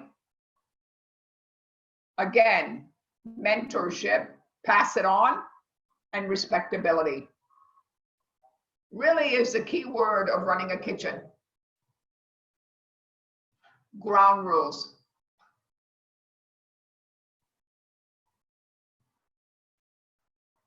Remember what I said yesterday, 5 things of each person writing down about motivation or the project, or 5 things that you had to write about the first year. Kathleen, Kimberly, did you write? Yes. Okay, tell me. We're gonna go through it fast. I just wrote down like self-motivation and then some family members that motivate me. Okay. How about you, Loretta? Okay, so what I thought the question was is 5 things that I needed in a work setting for motivation. Is that what that was? That was. Okay, so the first thing I wrote down was quality leadership, a safe environment, mutual respect, that's very important, appreciation and incentives. Thank you. That's all. You're welcome. Robert, what was yours?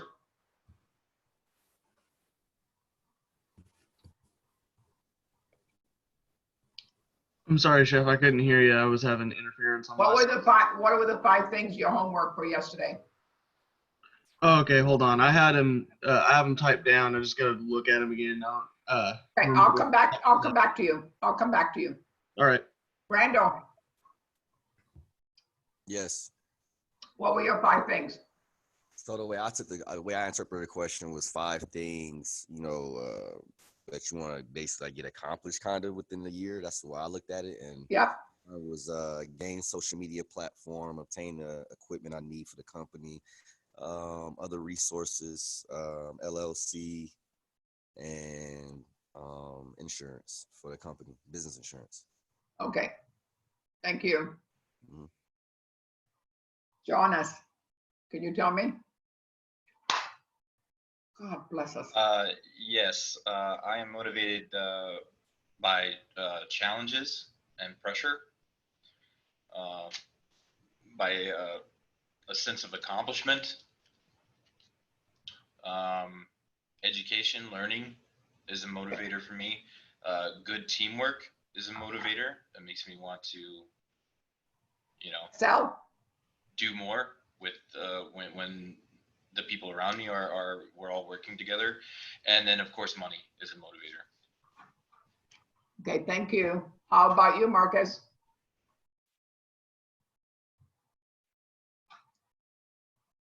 For me, I have a desire for more, a passion to create, a need for improvement, a want to know, and to become better than myself. Wow. Trenton, what about you? 5 things. For me, I got fear, guilt, leadership, respect, and money. So why would you say fear? Well, if anyone taught me you could be motivated by fear, it'd be Chef Raph. Okay. You mean a pussycat? Well, yeah, he'd smack me up right upside the head if I didn't. Well, just because he smacks you on the head doesn't mean that you need to be fearful of him. Well, I don't want to get hit. Okay. What was the second one? Guilt. Why about guilt?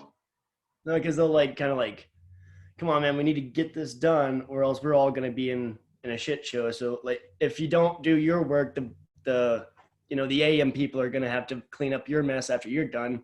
That makes them feel bad. So I get all my stuff done so that they don't have to worry about it.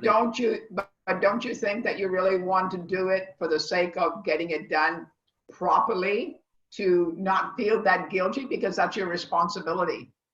Yeah, but if I don't do a good job, then the AM people tell, my boss, and then my boss comes to me and goes, hey man, what the hell? You didn't do this right, and all these people had to suffer for it, so. Okay. All right, thank you. No problem. Matthew.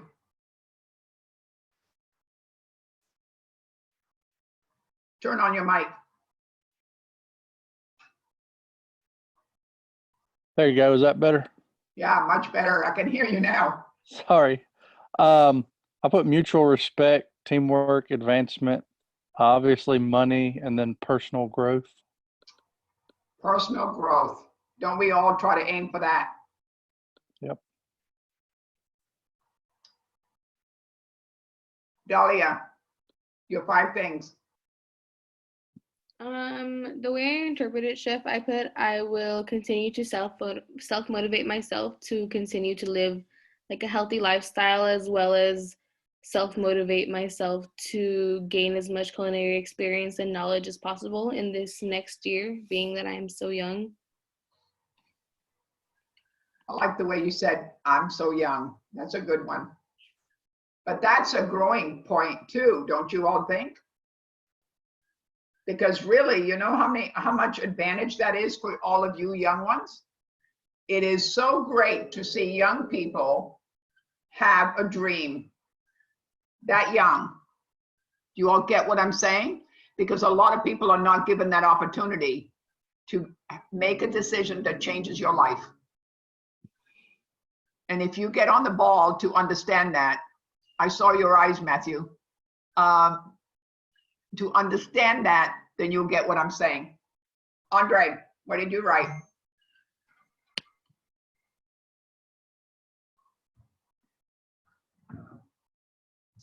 I'm sorry, Chef. What was the question again? I was giving my son a shower. What were the 5 things that you wrote down from yesterday? As far as motivation? Yeah. I said, just family, staying true to your dreams and following your passions and stuff, and just financial freedom motivates me. Just the thought of that, and just taking care of my tribe. You know what I'm saying? So. Right. Yeah. All right. So, who else was it? Kendricks, did you get yours done?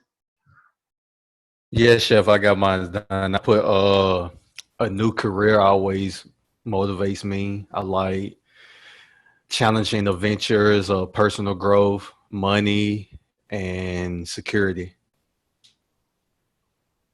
Money and security. That's kind of all of our aims, right?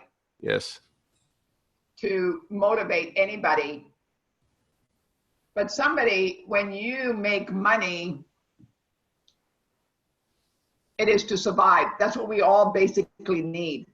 I hope all of you got your checks this week or this week. Did you all get it, or unemployments? I hope that you got your checks. Did you all get your checks? Ma'am. That's good. I'm glad. I don't think Roro's here today, is she? Nope. She's not here. No. She probably has to work. Did she have to work today? I'm not sure. I don't know her like that. Okay. I'm pretty sure she has work today. She did? I'm pretty sure. Okay. All right. Working FedEx and whatnot. Yeah, I'm sure she had to work today. Okay. Using corrective measures. Anybody else that I didn't call on? Who else did I not call on? You didn't call on Mia, Chef.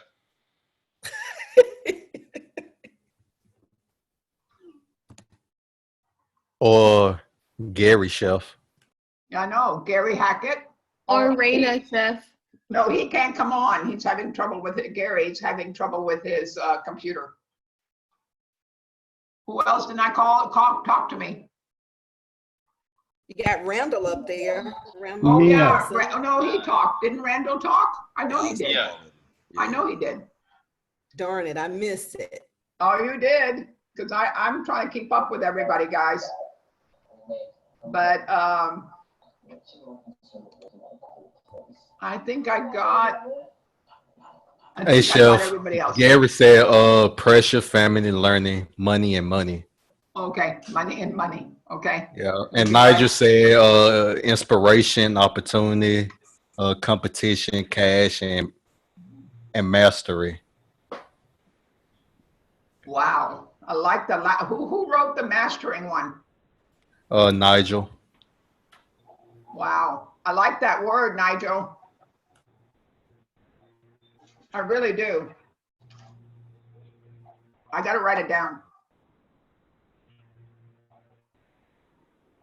Did you all think that's a good word? Yes, chef. Of course. You can't call yourself. You can't call yourself a chef if you don't have the mastery of the basic skills, at least. Correct. Remember to pass it on. Leadership, mentoring, not judgmental. Is that true? Yeah. Okay, using corrective measures, not threatening statements. You're not God. You're there to mentor them to make it work. Coming together. Guide employees through correctional steps. Guide them, direct them, not dictate to them. But sometimes, guys, when you get into the nitty-gritty, you might have to be stern. And you could say a couple of statements directly. You got to do something. You've got to get it together. Not in a rough way, but you've got to get it together.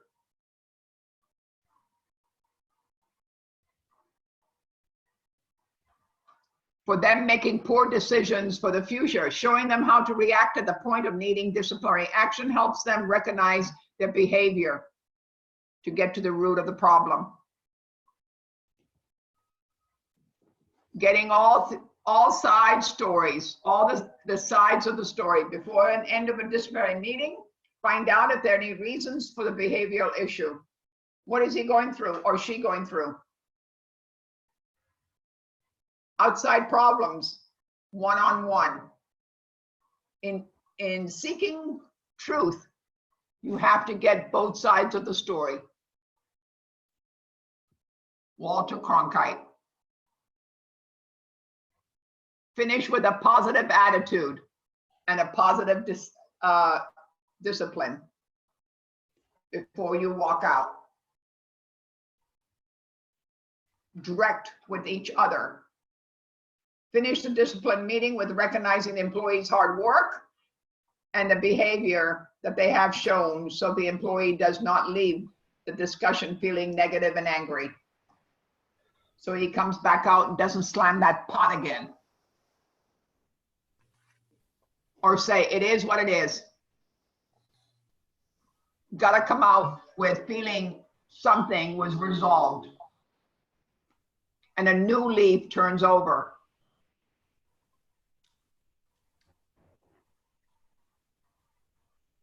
While disciplining your employee is never pleasant, it helps build a more efficient, functional workplace, understanding how they implement structured disciplinary steps towards a better management skill. Shows employees that you're invested in them.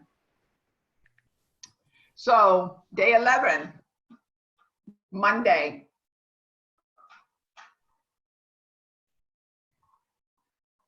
Managing labor needs of how we're going to do. What do we take away from today? Being even, being respectful, knowing each other,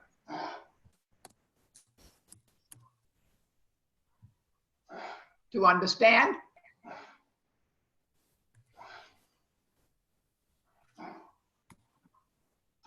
Another thing, guys, I'm going to tell you, Monday, everybody's been going to be on the screen. Matthew, what are you smiling about? You're getting a lot of text messages.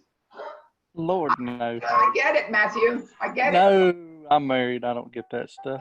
Oh, yeah, but your teammates, your classmates, I meant, not text messages. No, I just, something somebody put in the chat I thought was kind of good. Good valid point. What was that? Read I the don't chat. see some of them, you know? Click the chat button. Where is that? Net, she's good. I was just laughing. I smiled at what Loretta Hey, put down guys, there. I want to know, where is it? She just put interesting that you said respect and all of that, and I kind of laughed at that. Okay, where is this chat button that I want to hear? Hey, you know, She don't know. No. I'm because taking I care of do the chat this, stuff. hey, just because I do this or whatever it is, Hey, Chef, where is this chat button? I need I'm to get taking it. care of the chat, Chef. That's why sometimes I am slow to. But can I get it too? Can I get it too, Cliff, Chef? I see it. think so. So what do I do? Do I press that and then get it? Yes. Oh, Matthew, you can smile all you want because you brought something up to me. No, I just, Loretta said interesting, and I agreed with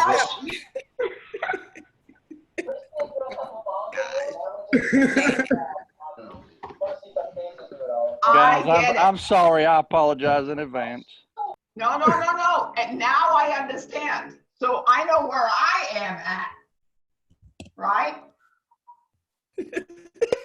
Rena, it's good to see you.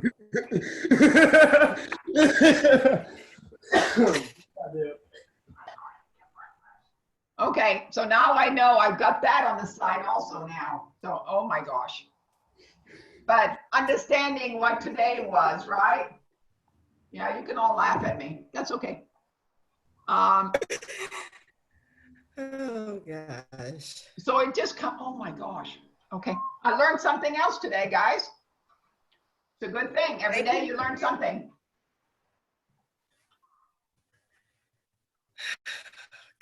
Anybody else? What did you all think about today? Interesting. Who said that? Kendricks. Okay, interesting day. A Of good one? course. A good thought?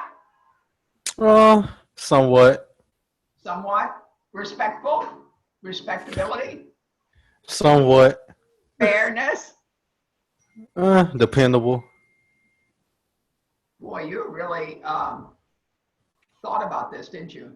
Of course. I got all day in quarantine to think about stuff, so I don't got no choice. Do you think the things that we are learning a little bit, you can understand a kitchen a little bit more? Or should understand a kitchen a little bit more? I mean, not really, because I'm a hands-on type person. I want to learn stuff if I actually do it and got the experience for it. Like you telling me, it's not going to automatically make me learn anything. It's just going to just sit there. So you go in, you don't understand the overall picture. You go in there just to cook. I mean, understand the overall pitch on how a restaurant is like actually ran is different because, I mean, it's really common sense, to be honest. Do what you told, listen to everybody, listen to your boss and stuff like that. But me actually trying to learn stuff just by reading a book or anything is really not going to help. But you're a hands-on person. See, there's a lot of people that are hands-on instead of technical. Exactly. I've been a hands-on person my whole life. Most jobs I had was hands-on, so it's the only way I can actually learn. So really for me, I don't know what Chef Cliff thinks, but for me, I'm a hands-on person too. So when I decorate a cake, I need to see a visual picture of that cake before I even begin. You get what I'm saying? And to get there, I know how to get there, but I need to visually understand what the person wants. Do you get what I'm saying? Yep. And so some people are not that way. Some people need to be documented or needs to have something in writing or something to get the procedures on how to get that thing done. And all you have to do, some people, is stand behind a stove and cook and tell them to saute and show them how to get that done instead of writing it down instead of visual. Some people are more visual than other people are. Everybody feel the same way? Let me go down the list. It's really an interesting factor that you brought up because, Kimberly, are you visual or do you need documentation? I'm visual. Loretta, Um, do you like documentation? I think you'd be the type of person that likes to be documented. Yes, I'm a little bit of all of it, though. I gotta have it all. You gotta have it all? Gotta have it all. Okay. Keon, how do you feel? Keon. How do you feel? Matt? He's not answering. Robert, how do you feel? Hands-on or visual? Hands-on. Documentation or visual? Documentation, I guess. You're a documentation person. How about you, Randall?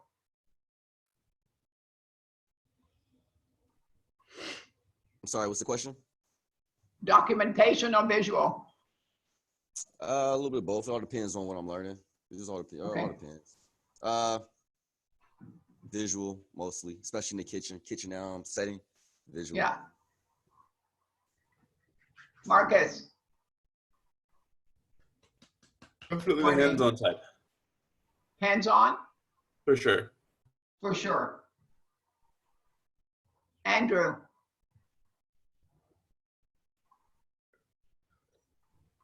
Hands-on, visual. Definitely a visual. Visual? Have you worked in the kitchen before? Yeah. What did you do? I was a line cook and I'm a line cook at Sway right now. Are you at Sway? Well, do you like it? I love it. Do you? So they are basically, what kind of food do they have? If I can remember correctly, on the barbecue. It's like new age fusion Thai. Wow. Thai? Yeah. Wow. And you're learning a lot, aren't you? A whole bunch. How long have you been there? Not that long, like only a month. Okay. But are the leadership pretty good? Excellent. Excellent. What a great interpretation of what you work. You love going to work, right? Are you closed right now? Are you doing food to have people pick up? Pick up, but I was only part-time, so I got furloughed first, so. Oh, I'm sorry.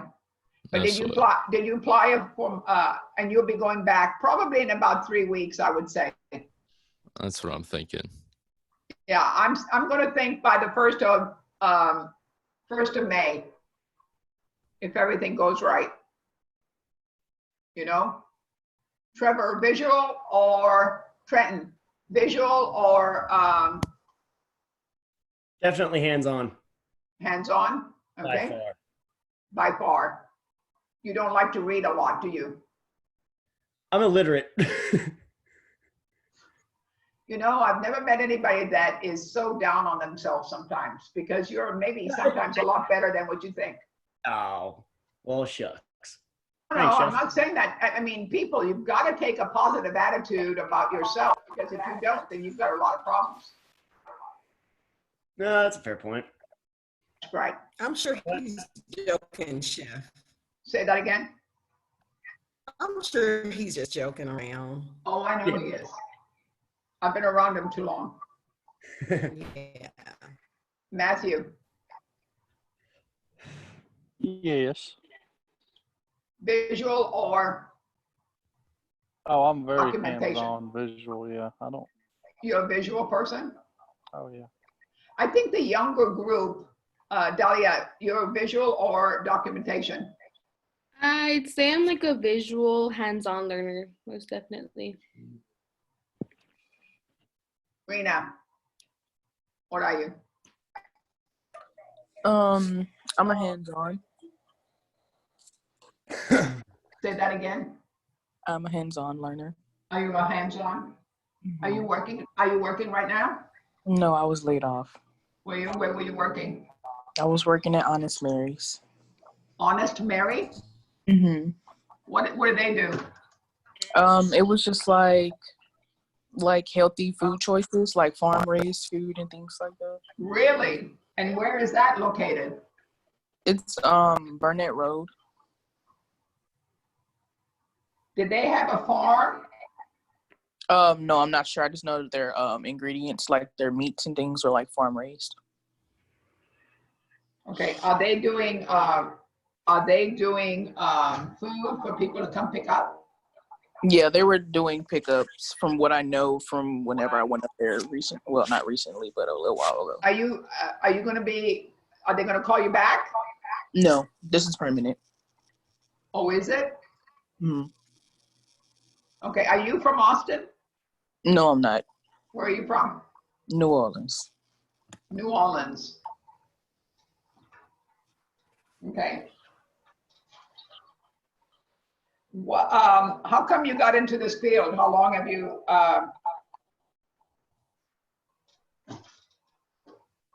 you loved cooking for a while?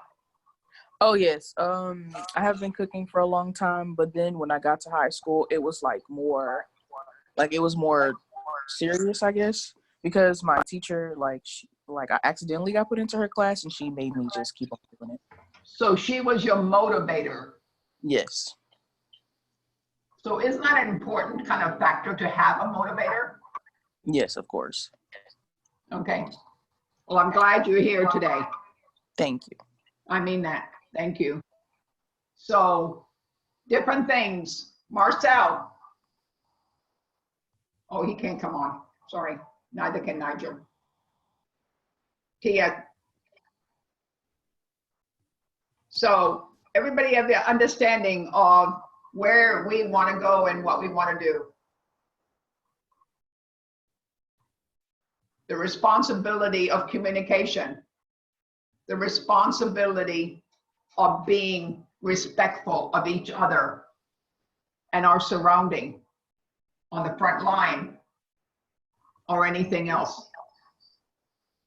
Respectability of our leadership, making tough decisions for sometimes that we don't know and things that we have to make decisions on.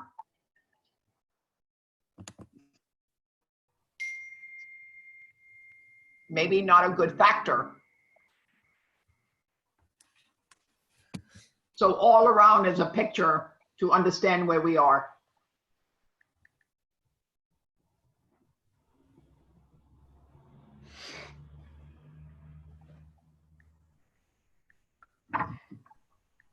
So any other questions anybody have?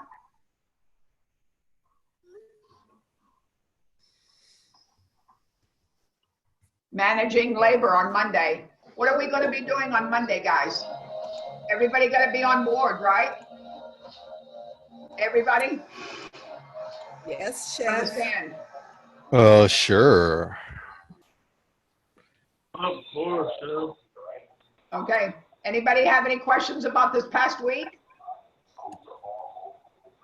What about your projects, your spreadsheets? Thinking about them? Think about where you're going. Just don't get recipes and put them down as 9 recipes. Unacceptable. Think about the plan that you want to do. Think about the restaurant. Think about the venue. Think about what you want to come across. What you're saying. Think about what you want to interpret with your restaurant or your food truck or whatever place that you're going to make it work. Costing it out, remember? Making sure that you're in the budget of the dollar amount that you want to be. To be successful, make sure you have enough money coming in.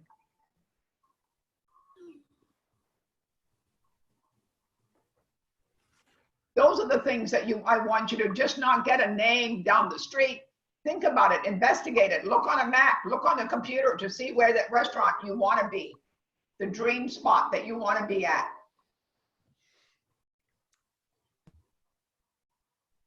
Could be different things for everybody individually. You want to grow from it. You want to learn from it. Not just put it on a piece of paper and turn it in and say, oh my God, that class is done. We don't want that class to be done. We want to make sure we interpret it in a way that you like it and want it. That's the most important factor.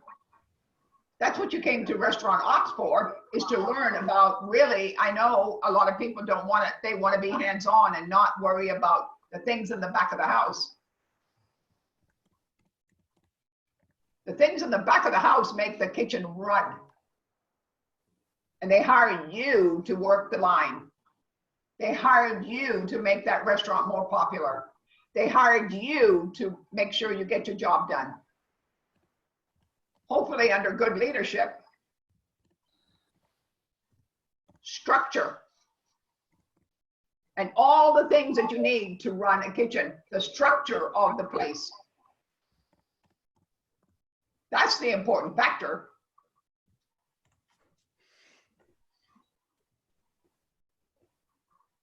I had a great week and I really appreciate you putting up, and guess what? I found the chat button. So I know what all of you are talking about now. Remember, Chef Cliff and I, Chef Cliff, do you have something to say? No, go ahead. On. Chef Cliff, anything? No, I hope y'all have a great weekend. Please show your face on Monday, and please be safe. Don't get the COVID-19. Get outside, get some fresh air, guys. It really motivates you to get things done and have a happy smile on your face. Go do things. Be distant with somebody else, but do. Who's Andrew? Oh, Loretta. I think, Trent, your speaker is on.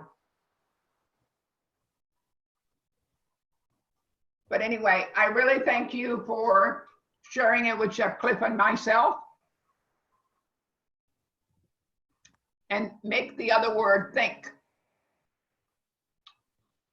And make sure that we understand each other. That's what the world is all about. And be respectful of each other. Really important.